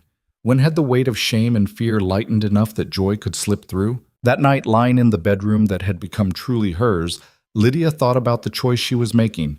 In 3 weeks, she would marry Ethan Caldwell. She would bind her life to his, commit to this land and this community and this hard, beautiful existence. It wasn't what she'd imagined for herself back in Boston, teaching wealthy girls about poetry and propriety, but it was real in ways that life had never been. She thought about the land document filed at the county office, her name written in official ink, thought about the children in her classroom, learning and growing under her guidance, thought about Ethan in the barn, choosing to sleep in the cold rather than compromise her comfort or reputation. This wasn't a fairy tale. There would be hard times ahead, struggles and setbacks and moments of doubt. But it was a partnership built on honesty and mutual respect, and that was worth more than any romantic fantasy. 3 weeks until the wedding, 3 weeks to prepare, to finalize their commitment, to let the community see them make it official. Lydia closed her eyes and let herself feel the full weight of what was coming. Fear and hope tangled together, anticipation and anxiety sharing space in her chest. But underneath it all was something solid and sure. The knowledge that she was exactly where she needed to be, doing exactly what she needed to do. She was choosing this life, choosing this man, choosing herself. And for the first time in longer than she could remember, that choice felt like freedom. The circuit preacher arrived on a Tuesday, 2 days earlier than expected, riding a tired mule and carrying news of an early blizzard tracking south from Montana territory. He planned to conduct all his business in Sweetwater by week's end and be gone before the storm hit. Ethan got the message from Ed Henderson, who rode out to the ranch that afternoon while Lydia was still at the schoolhouse. "Preacher says he can marry you Saturday if you're ready," Ed said, leaning against the corral fence. "Otherwise, you're looking at waiting until spring thaw." "Saturday's fine." Ethan hammered another nail into the fence post he'd been replacing. "We're ready." Ed was quiet for a moment, watching him work. "You sure about this, Ethan? It's been what, 2 months? That's not much time to know a person." "It's enough." Ethan set down the hammer. "I know she's honest. I know she works hard. I know she makes me want to be better than I am. What else do I need to know?" "What about love? That matter to you?" "It matters, and I love her." Ethan met Ed's eyes. "I know that's fast. I know people will say we're rushing, but I've been alone long enough to recognize something good when I find it. I'm not letting her slip away because of what other people think is proper timing." Ed nodded slowly. "Fair enough. Caroline will be pleased. She's been hoping you two would make it official. Says Lydia's the best thing to happen to you in years." "Caroline's right." When Lydia returned that evening, Ethan told her about the preacher, about the accelerated timeline. She went very still. "Saturday. That's 4 days. Is that a problem?" "No, yes, I don't know." She sank into a chair. "I thought we had more time to prepare, to make sure this is really what we both want." Ethan knelt in front of her, taking her cold hands in his. "Do you want to marry me?" "Yes." "Do you want to build a life here, on this land, together?" "Yes." "Then what else matters? The timing's not ideal, but the decision is still the same. We're still choosing each other." She looked at him, her eyes searching his face. "What if I disappoint you? What if a year from now you realize you made a mistake taking in a damaged woman with a ruined reputation? What if a year from now you realize you could have done better than a stubborn rancher who talks to his horses more than people?" He squeezed her hands. "We could spend our whole lives worrying about what ifs, or we could trust that we're making the best choice we can with what we know right now." "You make it sound simple." "It is simple. Not easy, but simple." "Do you love me?" I do. So much it terrifies me. Good. I'm terrified too. Means we're paying attention. He stood, pulling her up with him. So we'll get married Saturday. Martha Tucker will probably want to help with preparations. You should talk to her tomorrow. And I'll make sure we have enough supplies laid in for when that storm hits. You're not worried about the storm? I'm always worried about storms. But we'll be married before it arrives, and we'll weather it together. That's what matters. The next day at school, Lydia told the children she'd be absent Friday and the following week. Jacob Tucker put the pieces together immediately. You're getting married. I am, Saturday, if the weather holds. The classroom erupted in questions and congratulations. Even the youngest children understood what a wedding meant, and several of the girls immediately started planning what they'd wear as guests. You're all invited, Lydia said, laughing despite her nerves. Though I should warn you, it won't be fancy, just a simple ceremony. Will there be cake? Emma Henderson asked, ever practical. I don't know. I hadn't thought about cake. You have to have cake, one of the older girls insisted. It's a wedding. Then I suppose we'll need cake. After dismissing the students, Lydia drove the wagon to the Tucker Ranch. She found Martha in the kitchen, up to her elbows in bread dough. I wondered when you'd come by, Martha said, not looking up from her kneading. Heard about the preacher's schedule change. We're getting married Saturday. I know it's rushed, but with the storm coming, it's sensible. No point waiting months when the answer's already clear. Martha dusted flour from her hands. What do you need? Honestly, I don't know. I've never done this before. Neither has Ethan, so you're even. Martha gestured to the table. Sit, let's make a list. They spent the next hour planning. Martha offered to bake a cake and coordinate with the other women to provide food for a small gathering after the ceremony. She had a good tablecloth Lydia could borrow, and her daughter had left behind a pair of white gloves that might fit. Owen would stand as witness, along with Ed Henderson. The ceremony would be at the schoolhouse, neutral ground, large enough to accommodate whoever wanted to attend. You'll need flowers, Martha said, making notes. Not much blooming this time of year, but I've got some dried lavender that'll do. You don't have to do all this. Of course I don't. But I'm going to anyway. Martha looked up, her expression softer than Lydia had ever seen it. You're good for Ethan, and you're good for this community. We take care of our own. Lydia's throat tightened. Thank you for believing in me when you had no reason to. I had plenty of reason. You showed up honest, worked hard, and treated people with respect. That's all the reason I need. Martha returned to her list. Now, about your dress, what are you planning to wear? I have a dark blue dress that's my best one. It's not white, but practical colors last longer than white anyway. We'll press it, maybe add some lace at the collar if we can find any. You'll look fine. That evening, Lydia told Ethan about the plans, about Martha's generosity and the children's excitement. He listened, nodding along, but she could see the tension in his shoulders. What's wrong? Nothing's wrong, just thinking about Saturday, about standing up in front of everyone and making promises. Having second thoughts? No, but I'm not good at that kind of thing. Public speaking, being the center of attention, I'd rather just sign the papers and be done with it. We could do that. Skip the ceremony, just go to the courthouse. Is that what you want? Lydia considered. A month ago, she would have said yes. Anything to avoid scrutiny, to keep people from looking too closely at her past. But now, after weeks of building trust with the community, after watching her students' faces light up at the news, she realized she wanted the ceremony. Wanted the public acknowledgement of what she and Ethan were creating. I want the wedding, she said. I want people to see us choose each other. Want it to be real and witnessed and celebrated. Then that's what we'll do. He managed a small smile. Though I'm warning you now, my vows are probably going to be terrible. I'm not good with words. You're better with them than you think. The next 3 days passed in a blur of preparation. Lydia taught her classes while also helping Martha coordinate food and supplies. Ethan worked brutal hours trying to secure everything before the storm hit, reinforcing the barn roof, moving the cattle to sheltered areas, stockpiling firewood. In the evenings, they were both too exhausted for much conversation, falling into bed in their separate spaces and sleeping the deep, dreamless sleep of the thoroughly spent. Friday afternoon, Caroline Henderson appeared at the schoolhouse with a dress box. Martha told me you were wearing blue, she said, but I thought you might like an alternative.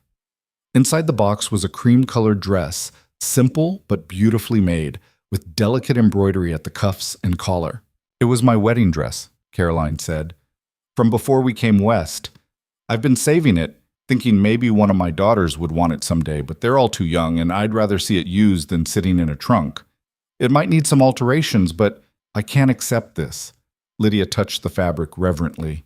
"It's too precious. It's a dress. Dresses are meant to be worn." Caroline smiled. "Besides, you've been good to my children. Emma comes home every day excited about school. That's worth more than any dress." Lydia tried it on in the schoolhouse, and it fit nearly perfectly, just slightly long in the hem, easily fixed. She stood in front of the small mirror, hardly recognizing herself. The woman looking back wasn't the broken girl who'd stepped off the stagecoach 2 months ago. This woman stood straight, met her own eyes without flinching, looked ready for what came next. "You'll be a beautiful bride," Caroline said. "I'll be a grateful one." Lydia turned away from the mirror. "Thank you for this, for believing in me, for giving me a chance. We all deserve chances. Some of us just take longer to get them." That evening, Lydia showed Ethan the dress. His reaction was quieter than she'd expected, a slight widening of the eyes, a catch in his breath. "You'll look perfect in it."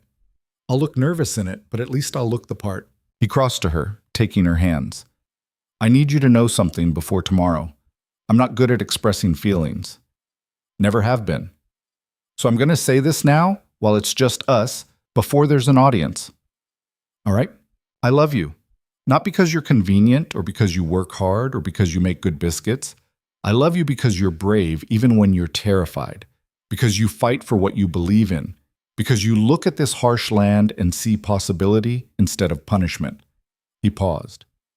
"I love you because when you're here, this house feels like a home instead of just a place I sleep. And I promise I will spend the rest of my life trying to deserve that feeling." Lydia's eyes stung with tears she refused to let fall. "You already deserve it. You saved me, Ethan, not by taking me in, by treating me like I was worth saving. You saved yourself. I just gave you space to do it." They held each other in the lamplight, two people on the eve of making permanent what had started as provisional. Tomorrow there would be vows and witnesses, and the weight of community expectations.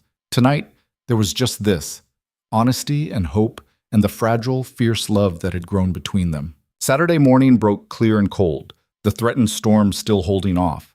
Lydia woke before dawn, her stomach churning with nerves. She made coffee, tried to eat, couldn't manage more than a few bites. Ethan was already up, dressed in clothes she'd never seen him wear. Dark pants, a white shirt, a vest that looked new. He'd even shaved, his jaw smooth in the lamplight. "You look handsome," she said. "You haven't even put on your dress yet." "Doesn't matter, you still look handsome." He smiled, some of the tension easing from his face. "We should get moving. Ceremony's at noon." Caroline had offered to help Lydia dress, so they stopped at the Henderson Ranch on the way to town. The house was chaos, 5 children running in different directions, Ed trying to corral them into presentable order. Caroline orchestrating everything with practiced efficiency. "You," she pointed at Lydia. "Upstairs. Ethan, you go on to the schoolhouse with Ed. The groom can't see the bride before the ceremony." "That's just superstition," Ethan protested. "I don't care. It's tradition, and we're following it. Go." He caught Lydia's eye, and she nodded. "I'll see you at noon." "Noon," he echoed, and let Ed drag him away. Upstairs, Caroline helped Lydia into the dress, pinning and tucking until it fit perfectly. She styled Lydia's hair simply, pulling it back but leaving soft curls framing her face. The final touch was a borrowed necklace, a simple gold chain that caught the light. "There," Caroline said, stepping back to admire her work. "You're ready." Lydia looked at herself in the mirror again. The woman staring back was someone she barely recognized, poised, beautiful even, but more importantly, certain. Whatever happened after today, she was choosing this with clear eyes and an open heart. They arrived at the schoolhouse to find it transformed. Someone had strung bunting across the front. Inside, benches had been arranged in rows, and Martha's promised flowers filled the air with the scent of dried lavender. People were already gathering. The Tuckers, several of the students' families, even a few ranchers Lydia had never met who'd come to witness the event. Ruth Caldwell was there too, sitting in the back with her daughters, her expression neutral, but her presence notable. She'd come. That meant something, even if Lydia wasn't sure exactly what. The preacher, a rail-thin man with kind eyes, stood at the front of the room reviewing his notes. When he saw Lydia, he smiled. "Ready, my dear." "As I'll ever be." Ethan was already there, standing near the front with Owen Tucker. When he turned and saw her, his face transformed. Not into anything dramatic or showy, just a quiet kind of wonder, like he couldn't quite believe she was real. The ceremony itself was brief. The preacher spoke about commitment and partnership, about the challenges of frontier life and the strength required to build something lasting. He invited Ethan and Lydia forward. "Ethan Caldwell, do you take this woman to be your wife, to share in the labor and joy of building a life together through hardship and blessing alike?" "I do." His voice was steady, sure. "And Lydia Hartwell, do you take this man to be your husband, to stand beside him as an equal partner in all things through struggle and triumph alike?" "I do." Her voice came out stronger than she'd expected. "The rings?" Ethan produced 2 simple gold bands. He'd bought them in town the day before, not mentioning it, wanting to surprise her. He slipped one onto her finger, and she did the same for him, their hands trembling slightly. "By the authority vested in me, I declare you husband and wife. What has been joined here, let no person divide." Ethan kissed her then, gentle and brief but absolutely certain. The gathered witnesses applauded, and just like that, it was done. Lydia Hartwell was now Lydia Caldwell, wife and landowner and teacher, a woman with a new name and a new life and a future she'd chosen for herself. The celebration afterward was warm and genuine. People brought food, roasted venison, fresh bread, Martha's promised cake, preserves, and pickles and pies. Someone produced a fiddle, and there was dancing, though neither Lydia nor Ethan were particularly good at it. Children ran between the adults, laughing and stealing sweets from the dessert table. Ruth Caldwell approached while Lydia was cutting the cake. "Congratulations, Mrs. Caldwell." "Thank you for coming. I wanted to apologize." Ruth's voice was stiff, but sincere. "For the things I said before. I was quick to judge, and that was wrong of me. Ethan is a good man, and from what I've seen, you're a good woman.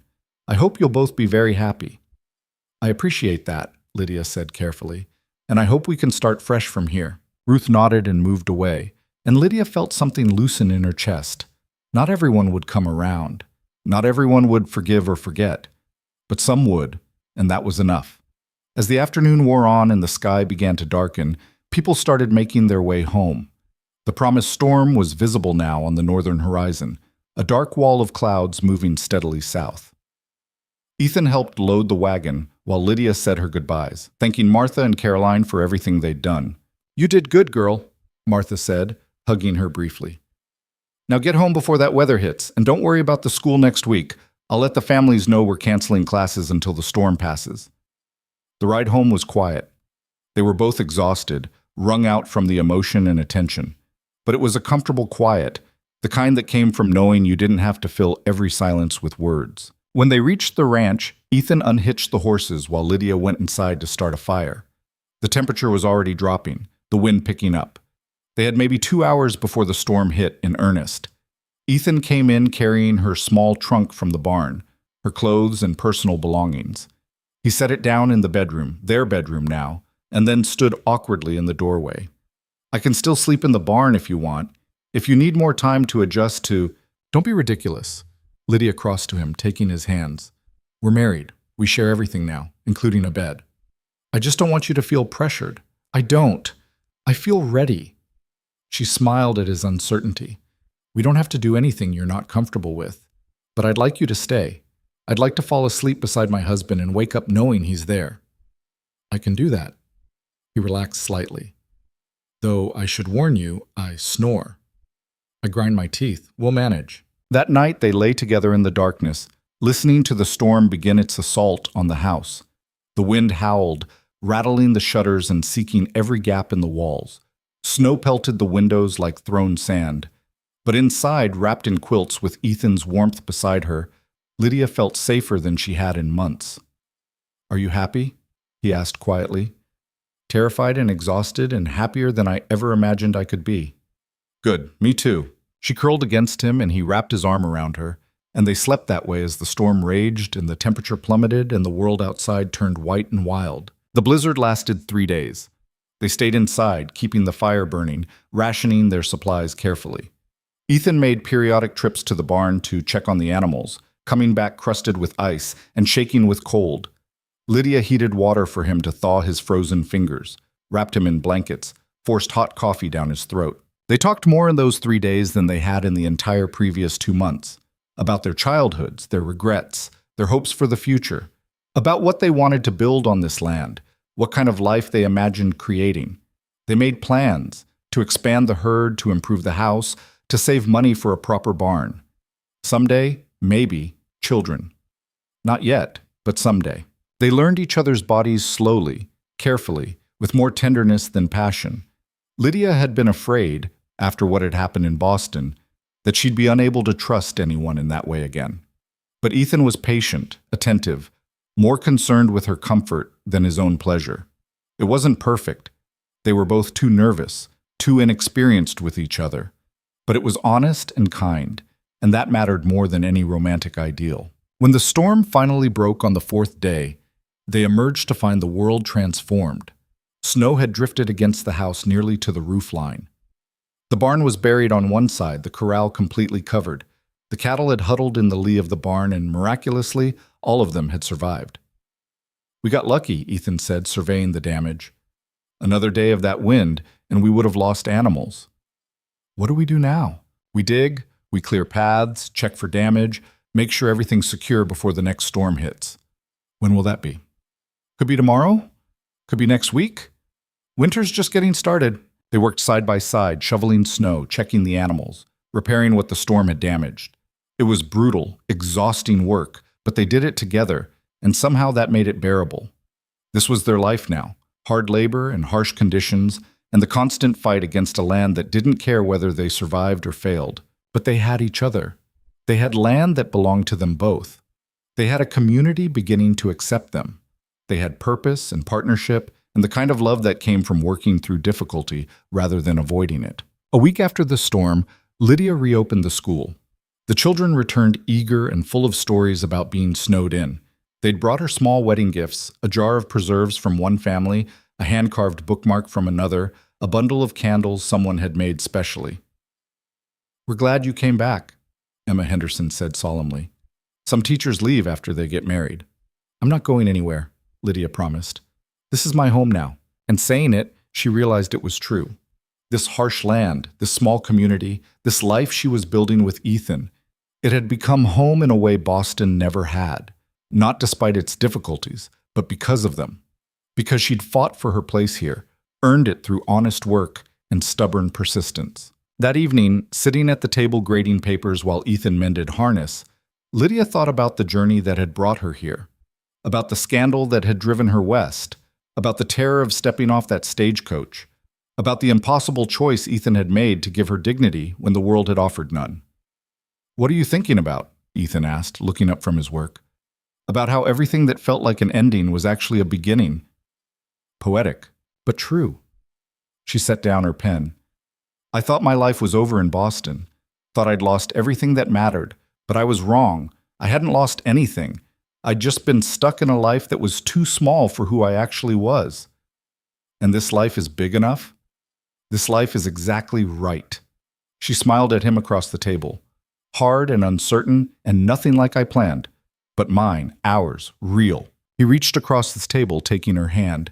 His palm was calloused from work, his fingers rough and scarred.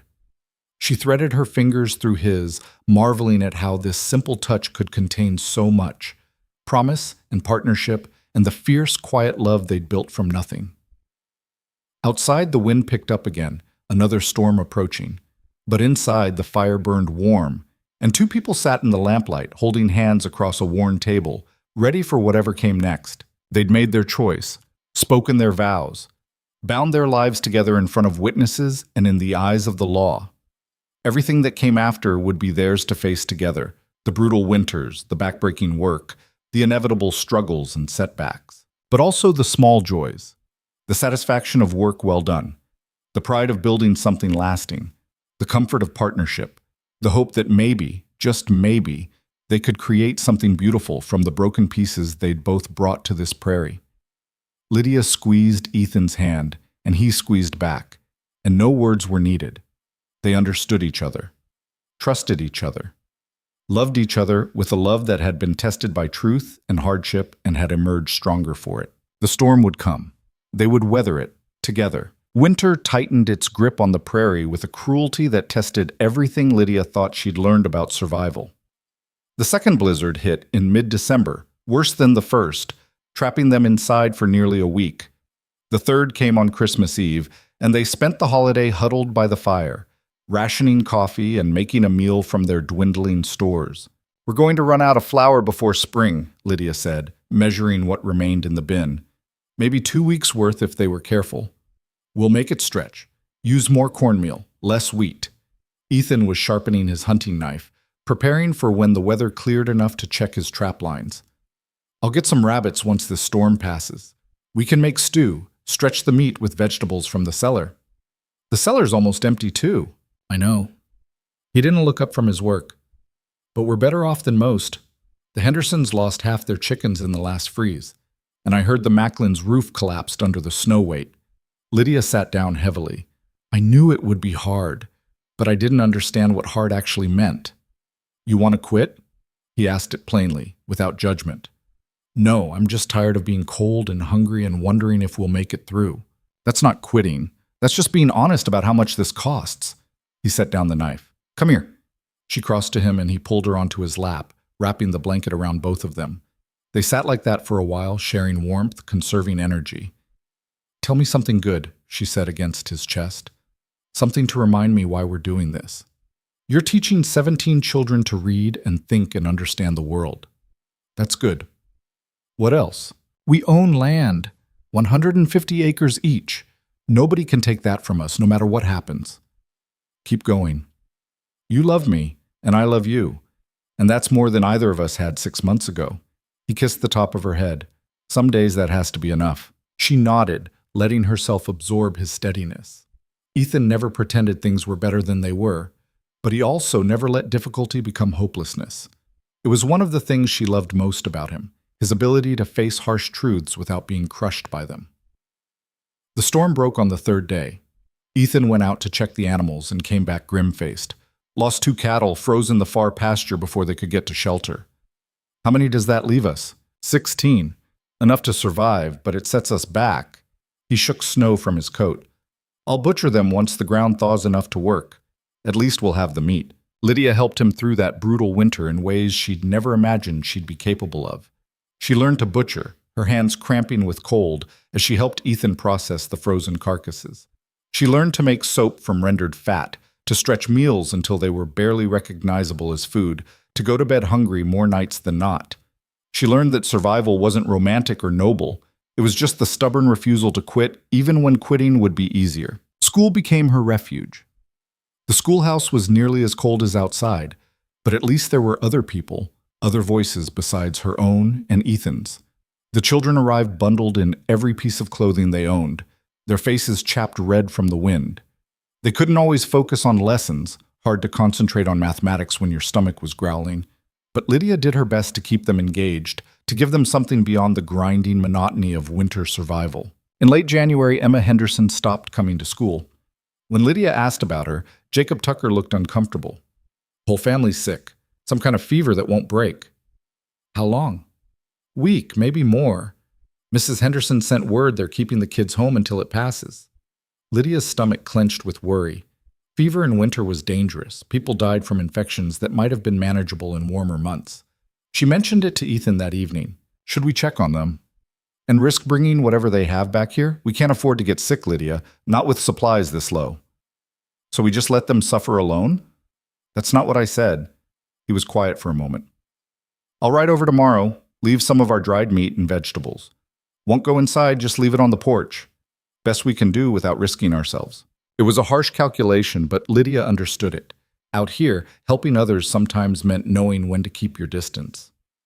Compassion had to be balanced against survival, and there were no easy answers about where to draw that line. Ethan made the trip the next morning and returned shaken. "It's bad." Ed barely made it to the door, looked like he hadn't slept in days. "All 5 kids are down with it, and Caroline's not much better." "What can we do?"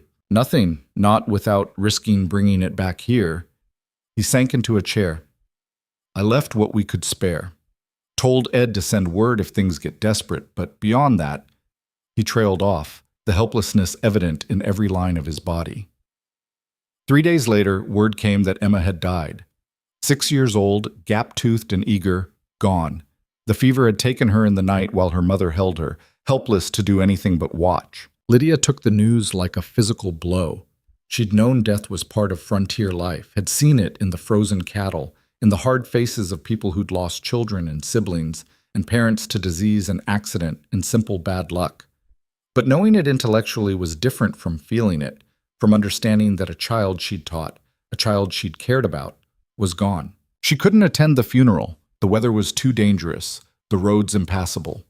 Instead, she sat at the table writing a letter to Caroline, trying to find words that might offer comfort, and finding them all inadequate. What could she say that would matter? That Emma had been bright, curious, full of promise? Caroline knew that already. That it wasn't fair? Everyone knew that too. In the end, she wrote simply, Emma asked excellent questions and thought carefully before answering. She made me a better teacher. I'm so sorry she's gone. I will remember her always. Ethan found her crying at the table, the letter crumpled in front of her. This place is cruel, she said. It takes and gives back nothing but hardship. It took Emma, but it also gave her 6 years with parents who loved her, siblings who will remember her, a teacher who cared enough to cry when she died. He sat beside her. That's not nothing. It's not enough. No, it's not. He took her hand. But it's what we have. And we honor her by keeping going, by teaching the children who are left, by making sure their lives mean something beyond just surviving. It was cold comfort, but it was all they had. Lydia finished the letter, and Ethan promised to deliver it when the roads cleared. Then she went back to planning lessons for the reduced class, for the children who would return after the funeral, who would need her to help them make sense of a world that could take their sister, their friend, their classmate without warning or mercy. February brought a brief thaw, and with it, a letter from Sarah in Boston. Lydia tore it open with shaking hands, hungry for news from the life she'd left behind. Sarah wrote about the city, about mutual acquaintances, about the school where they'd taught together. But she also wrote about the scandal, about how it had evolved in Lydia's absence. The deacon had been caught attempting the same thing with another young woman, this time the daughter of someone too wealthy and connected to ignore. He'd been quietly asked to leave his position, his reputation finally suffering the consequences Lydia's already had. So I was right, Lydia said, reading the letter aloud to Ethan. It wasn't just me. He'd done it before, probably did it after, but I was the only one punished for it. Are you vindicated? I don't know what I am. She set the letter down. Part of me wants to feel triumphant, to know that people finally believe me, but mostly I just feel tired. Knowing the truth came out doesn't undo what I lost. My job, my family's trust, my place in that world. You built a new place. Here, I did. And I wouldn't trade this life for that one, even knowing what it costs. She looked at him. But it still hurts knowing that if I'd been wealthier, better connected, maybe people would have listened sooner. Maybe Emma would still be alive if we had better supplies, better medicine, better everything. You can't think like that. Can't torture yourself with maybes. Why not? You do. I see it in your face when you look at those 2 dead cattle, when you count our dwindling supplies. You're wondering what you could have done differently. He was quiet for a long moment. You're right. I do. But I try not to let it paralyze me, because if I spend all my time dwelling on what I should have done, I can't focus on what I need to do next. So what do we need to do next? To survive until spring, plant a bigger garden, rebuild our herd, keep teaching those children. He pulled her close. And trust that we're doing the best we can with what we have. Spring came late that year, arriving in fits and starts. A warm day followed by a hard freeze, hope crushed by reality over and over until Lydia stopped believing the winter would ever truly end. But finally, in late March, the snow began to melt in earnest. The creek swelled with runoff, and the first green shoots appeared in the muddy earth. Lydia had missed 2 monthly courses by then. She'd been trying not to think about what that meant, attributing the absence to stress and malnutrition. But when she started feeling sick in the mornings, when certain smells made her stomach revolt, She couldn't deny it anymore. She was pregnant. She told Ethan on a Sunday morning, standing in the garden plot they were preparing for planting, "I think I'm going to have a baby." He stopped mid-swing with the shovel, dirt clinging to the blade. "You think?" "I'm fairly certain. All the signs are there." He drove the shovel into the ground and crossed to her, his face unreadable. "How do you feel about it?" "Terrified. We barely made it through winter as it is. How are we supposed to manage with an infant? The same way everyone else does. We figure it out." He touched her face gently. "But how do you feel about it? Not about the practical concerns, about the fact itself." Lydia considered. Underneath the fear, underneath the worry about supplies and safety, and all the ways this could go wrong, there was something else, something that felt almost like joy. "I'm glad," she said, surprised by the truth of it.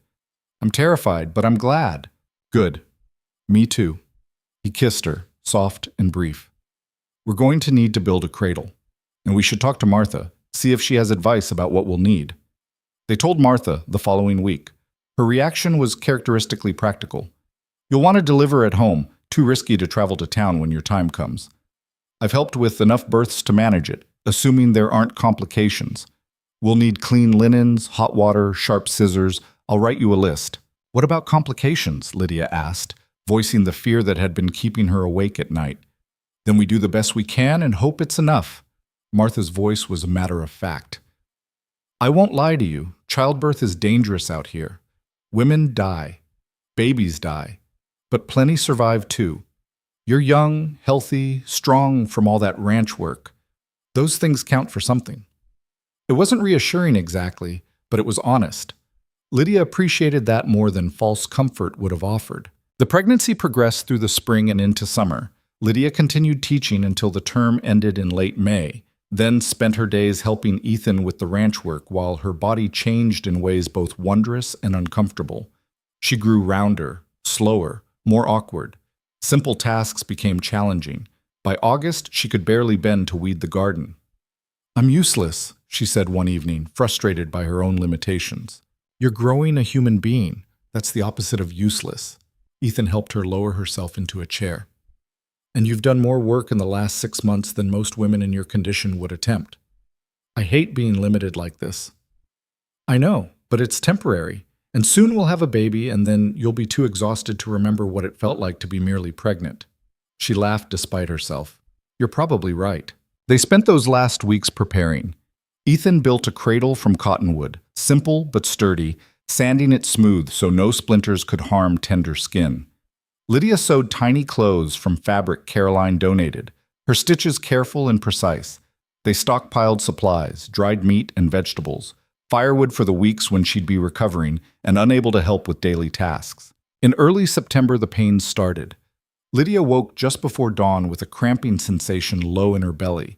She lay still for a moment, trying to determine if this was the real thing or just more of the false alarms she'd been having for weeks. Then her water broke, soaking the sheets, and she knew. "Ethan, it's time." He was up instantly, wide awake and moving. "I'll get Martha. You stay here. Don't try to do anything. I'm not planning to run a foot race." He kissed her quickly and was gone, thundering out to saddle a horse. Lydia lay in the wet sheets, breathing through the contractions, trying not to panic. Women had been doing this since the beginning of time. She could do it too. The hours that followed were a blur of pain and effort. Martha arrived and took charge, directing Ethan to boil water, to bring clean linens, to stay out of the way unless needed. Caroline came too, leaving her children with a neighbor, bringing experience and calm reassurance. Labor was harder than Lydia had imagined, longer, more painful. There were moments when she thought she couldn't continue, when the contractions were so intense she couldn't think past them. But Martha and Caroline coached her through it, and Ethan held her hand, and somehow she kept going. Finally, after 14 hours that felt like 14 years, she felt the overwhelming urge to push. "That's it," Martha said. "Next contraction, you push as hard as you can." Lydia bore down with everything she had, feeling like she was being torn apart from the inside. Once, twice, 3 times she pushed, and then suddenly there was relief and the sharp, startling cry of a newborn. "It's a boy," Martha announced, holding up a tiny, red-faced creature covered in blood and vernix. small but healthy. She placed him on Lydia's chest, and Lydia looked down at her son, this impossible person she and Ethan had created, and felt something shift fundamentally inside her. All the pain, all the fear, all the hardship of the past year suddenly reconfigured into something that made sense. This was why. This tiny, squalling life was the reason for everything. Ethan was crying, she realized, standing beside the bed with tears streaming down his face, staring at his son with wonder. "He's perfect," he said. "He's wrinkled and covered in goo," Lydia corrected, but she was smiling. "But yes, he's perfect." They named him Thomas after Lydia's father.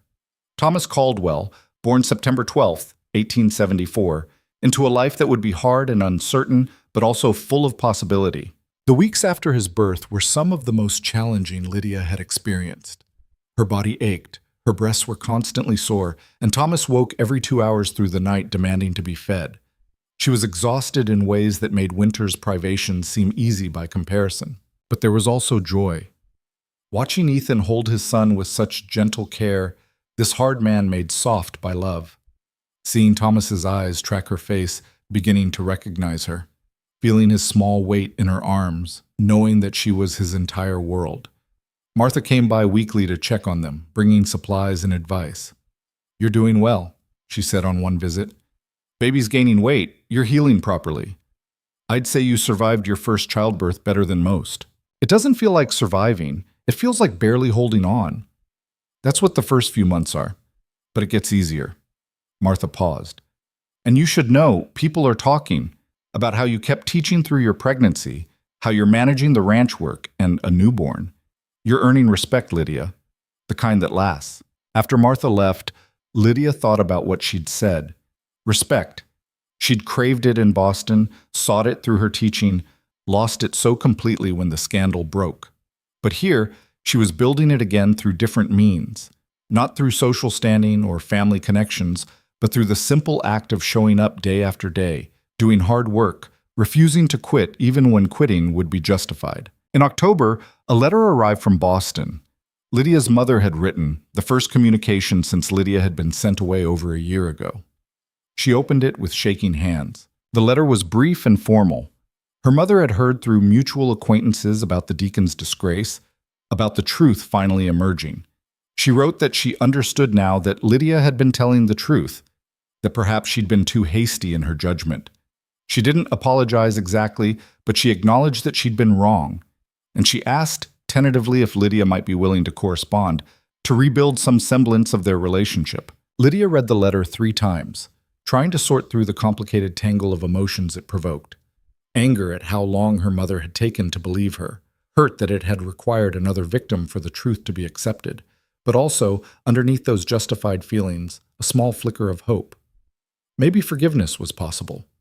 Maybe bridges could be rebuilt, even when they'd been burned almost completely. She showed the letter to Ethan that evening while Thomas nursed at her breast. "What are you going to do?" he asked. "I don't know. Part of me wants to write back immediately, to grab at this chance for reconciliation, but part of me is still so angry at her for choosing propriety over her own daughter." Both those feelings can be true at the same time. Can they? Is it possible to forgive someone while still being angry at them? I think forgiveness doesn't mean forgetting what happened or pretending it doesn't hurt. It just means deciding you won't let the hurt define everything going forward. He touched Thomas's tiny hand. "You forgave me for sleeping in the barn those first weeks instead of sharing the house properly. Still brought it up occasionally, but you moved past it. That was different. You were trying to be respectful. And maybe your mother was trying to be practical, in her own misguided way. Doesn't make it right, but it makes it human." He met her eyes. "I'm not saying you should forgive her. I'm just saying you get to decide what you need, and whatever you decide is valid." Lydia thought about it for several days. Finally, she sat down and wrote back. Not a warm letter, not an immediate restoration of their relationship, but an honest one. She told her mother about her life now, the ranch, the teaching, the marriage to a good man who treated her as an equal. She told her about Thomas, about becoming a mother herself and understanding better the complicated love parents hold for their children. And she told her mother that she was willing to correspond, willing to see if they could build something new from the wreckage of what they'd lost. But she was clear. She wouldn't apologize for telling the truth, wouldn't pretend the last year hadn't happened, wouldn't become the daughter her mother had wanted at the cost of being the person she actually was. She sealed the letter and gave it to Ethan to post the next time he went to town. "Proud of you," he said, tucking it into his coat pocket. "For what?" "For being brave enough to try again. After everything, you're still willing to hope people can change. That takes courage." Winter came again, but this time they were better prepared. They'd learned from the previous year's mistakes, had stockpiled more food, cut more firewood, made better preparations for the animals. And they had Thomas, who made the long, dark days feel less oppressive. Hard to dwell on the cold when you were watching your infant son discover his own hands, hearing his first laugh, seeing him grow and change daily. Lydia returned to teaching in January, bringing Thomas with her to the schoolhouse. The children were delighted, taking turns holding him, helping watch him while she taught. It wasn't ideal, but it worked. And it taught the students something beyond reading and mathematics. It showed them that women could be mothers and teachers and workers, that these roles didn't have to be separate. Ruth Caldwell, who'd never fully warmed to Lydia, stopped by the schoolhouse one afternoon. "Heard you were back teaching with a baby in tow." "I am. Is that a problem?" "Actually, I came to say I admire it." Ruth's voice was stiff, like the admission cost her something. "When my children were small, I gave up everything to care for them. Told myself that's what good mothers did. But watching you manage teaching and motherhood, seeing that baby thrive, maybe I was wrong about what's possible." It was as close to an apology as Ruth was likely to offer, and Lydia accepted it with grace. "Thank you. And if you ever want to stop by, spend time with the students, you'd be welcome. Some of the older girls could benefit from learning domestic skills alongside their academics." Ruth considered, then nodded. "I might do that." She did, starting the following week. And slowly, grudgingly, she and Lydia developed something that resembled friendship. It was built on mutual respect rather than affection, but it was real, and it mattered. Spring arrived earlier that second year, and with it came a letter from Sarah. She'd met someone, she wrote, a bookstore owner who shared her love of literature. They were planning to marry in the summer, and she wanted Lydia to know that she'd found her own second chance at happiness. Lydia wrote back immediately, pouring out her joy for her friend. And she realized, reading Sarah's news, that the life she'd left behind in Boston was continuing without her. The world moved on. People changed, grew, found new paths. And that was all right. She'd found her own path, built her own life, created her own version of happiness out here on the prairie. That summer, they expanded the ranch. With money saved from Lydia's teaching and careful management of their resources, they bought 10 more cattle and hired a young man named Danny to help with the heavy work. He was 18, green but willing to learn, and he took to ranch life with enthusiasm that reminded Ethan of his younger self. "You think he'll stay?" Lydia asked, watching Danny work with the cattle. "Maybe, if he's got what it takes to handle the winters." Ethan bounced Thomas on his hip. The baby was nearly a year old now, sturdy and curious.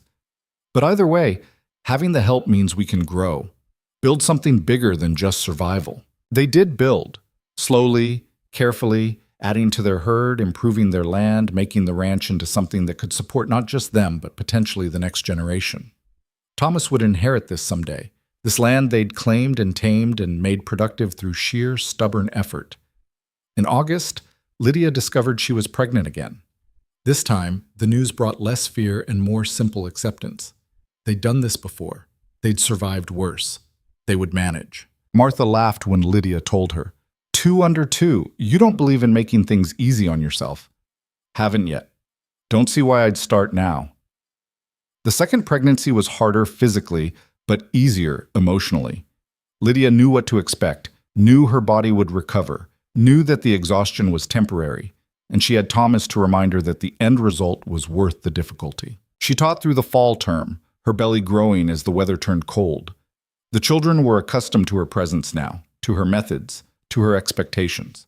Several of the older students had progressed far enough to help teach the younger ones, exactly as she'd hoped. Jacob Tucker, now 16, was reading advanced texts and had real skill with surveying. He'd have opportunities his parents never had, and that was directly because of the education she'd given him. On a cold November afternoon, Owen Tucker stopped by the schoolhouse after classes ended.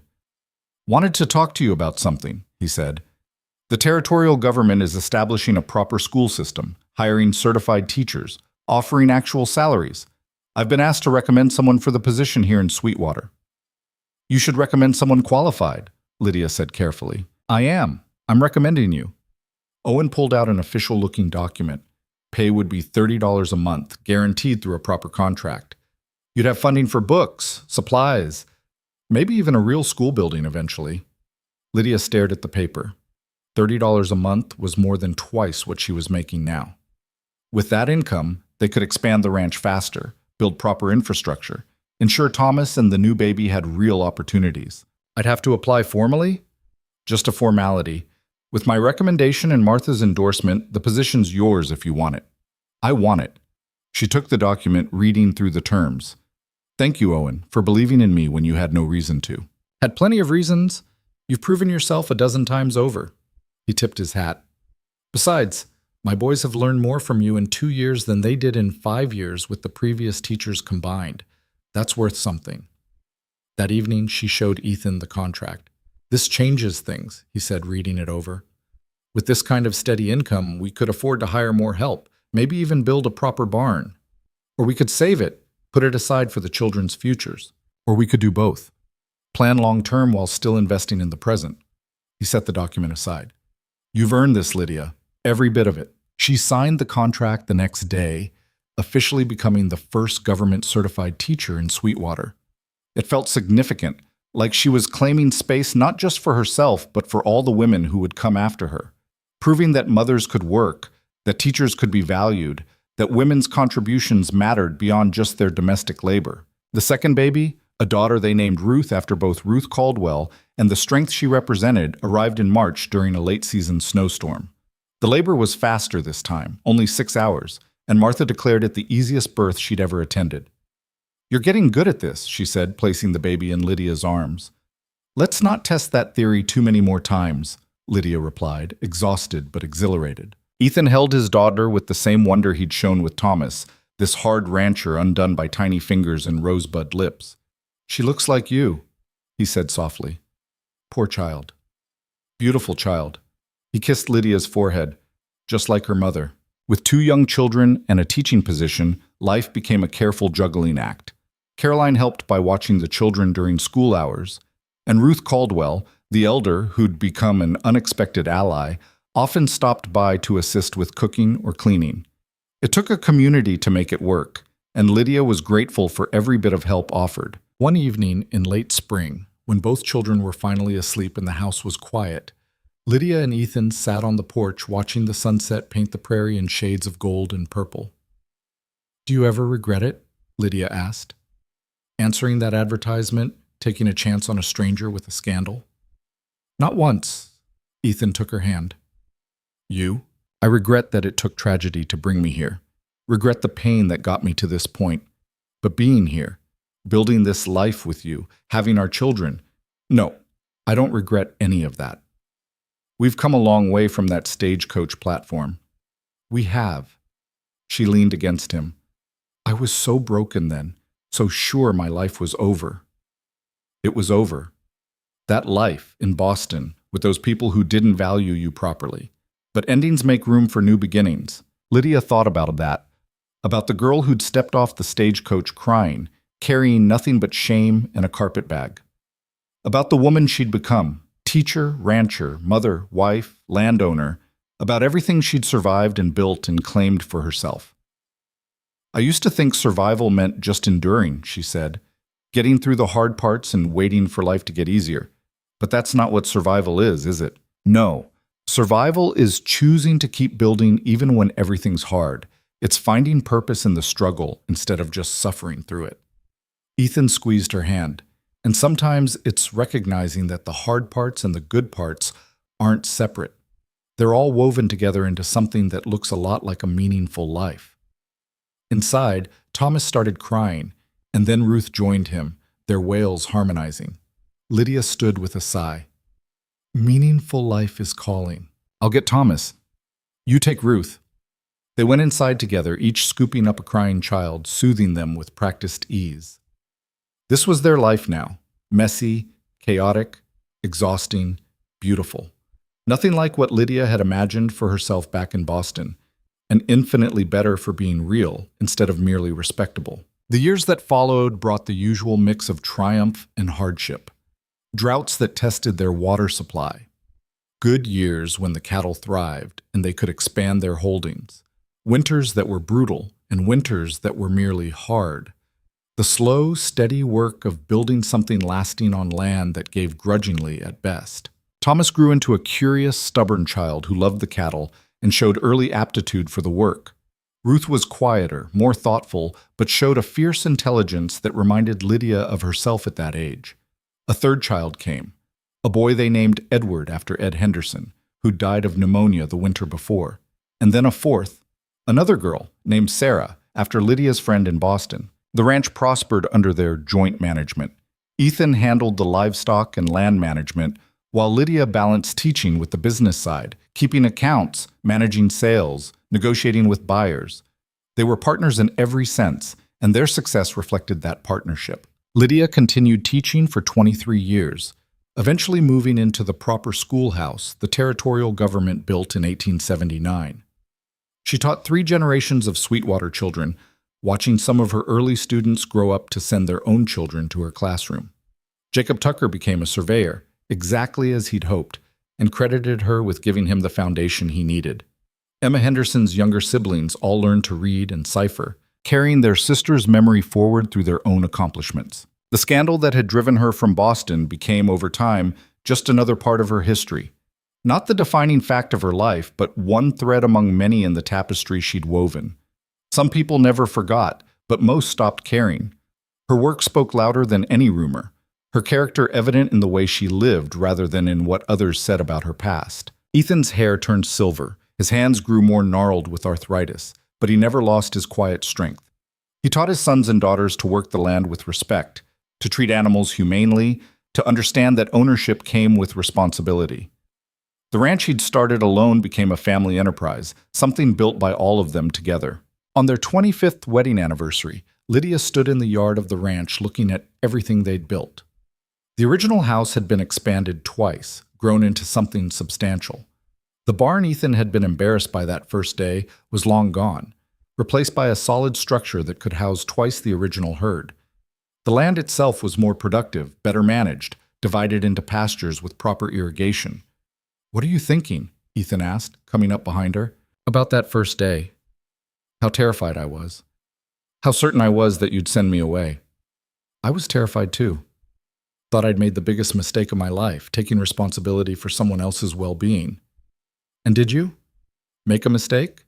He wrapped his arms around her and they stood together watching the sunset exactly as they had so many times before. "Best decision I ever made. Saved me from a life of loneliness. Gave me a partner who makes me better. Built a family and a legacy I'm proud of. So no, not a mistake. A miracle maybe, but not a mistake." Lydia leaned back against him, feeling the solidness of his presence, the comfort of 25 years of partnership. "We did good, didn't we? We did. Against odds that should have broken us, we built something that lasted." Their children were grown now, or nearly so. Thomas was working the ranch full-time, talking about bringing home a girl he'd met at a dance. Ruth was teaching at the school Lydia had built, carrying on the tradition. Edward and Sarah were still young, still figuring out who they'd become, but they had opportunities their parents never had. Education, security, land that belonged to them by birthright. That night, lying in bed beside the man who'd given her dignity when the world offered none, Lydia thought about the journey that had brought her here. About the deacon in Boston who'd tried to destroy her. About her mother's rejection, the scandal, the shame. About stepping off that stagecoach in tears, certain her life was over. All of it had been necessary. All of it had brought her exactly where she needed to be. She'd learned that survival wasn't about avoiding pain or hardship. It was about walking through the fire and coming out the other side changed but not destroyed. It was about taking the broken pieces and building something new, something stronger for having been tested. She'd learned that love wasn't about romance or grand gestures. It was about showing up day after day, even when it was hard. It was about partnership built on honesty and mutual respect, about choosing each other repeatedly across years and challenges. She'd learned that home wasn't a place you found. It was something you built with your own hands, your own work, your own stubborn refusal to quit. It was made of hard labor and honest sweat, of facing difficulty without flinching, of claiming your space in a world that tried to deny you had any right to exist. Most importantly, she'd learned that redemption wasn't something granted by others. It was something you earned through the simple act of living well, of being better than the worst thing anyone said about you, of refusing to let shame dictate the shape of your life. The woman who'd arrived in Sweetwater carrying nothing but a carpet bag and scandal was gone. In her place was Lydia Caldwell, teacher, rancher, mother, landowner, respected member of her community. A woman who'd survived, yes, but more than that, a woman who'd thrived, who'd taken what should have been an ending and transformed it into the most meaningful beginning of her life. And that, she thought as she drifted toward sleep, was worth every hardship, every tear, every moment of doubt and fear. Because the life she'd built wasn't just good, it was hers, earned through courage and choice, and no one could ever take that away. The prairie wind sang through the eaves, the same wind that had howled through her first winter here. But she wasn't afraid of it anymore.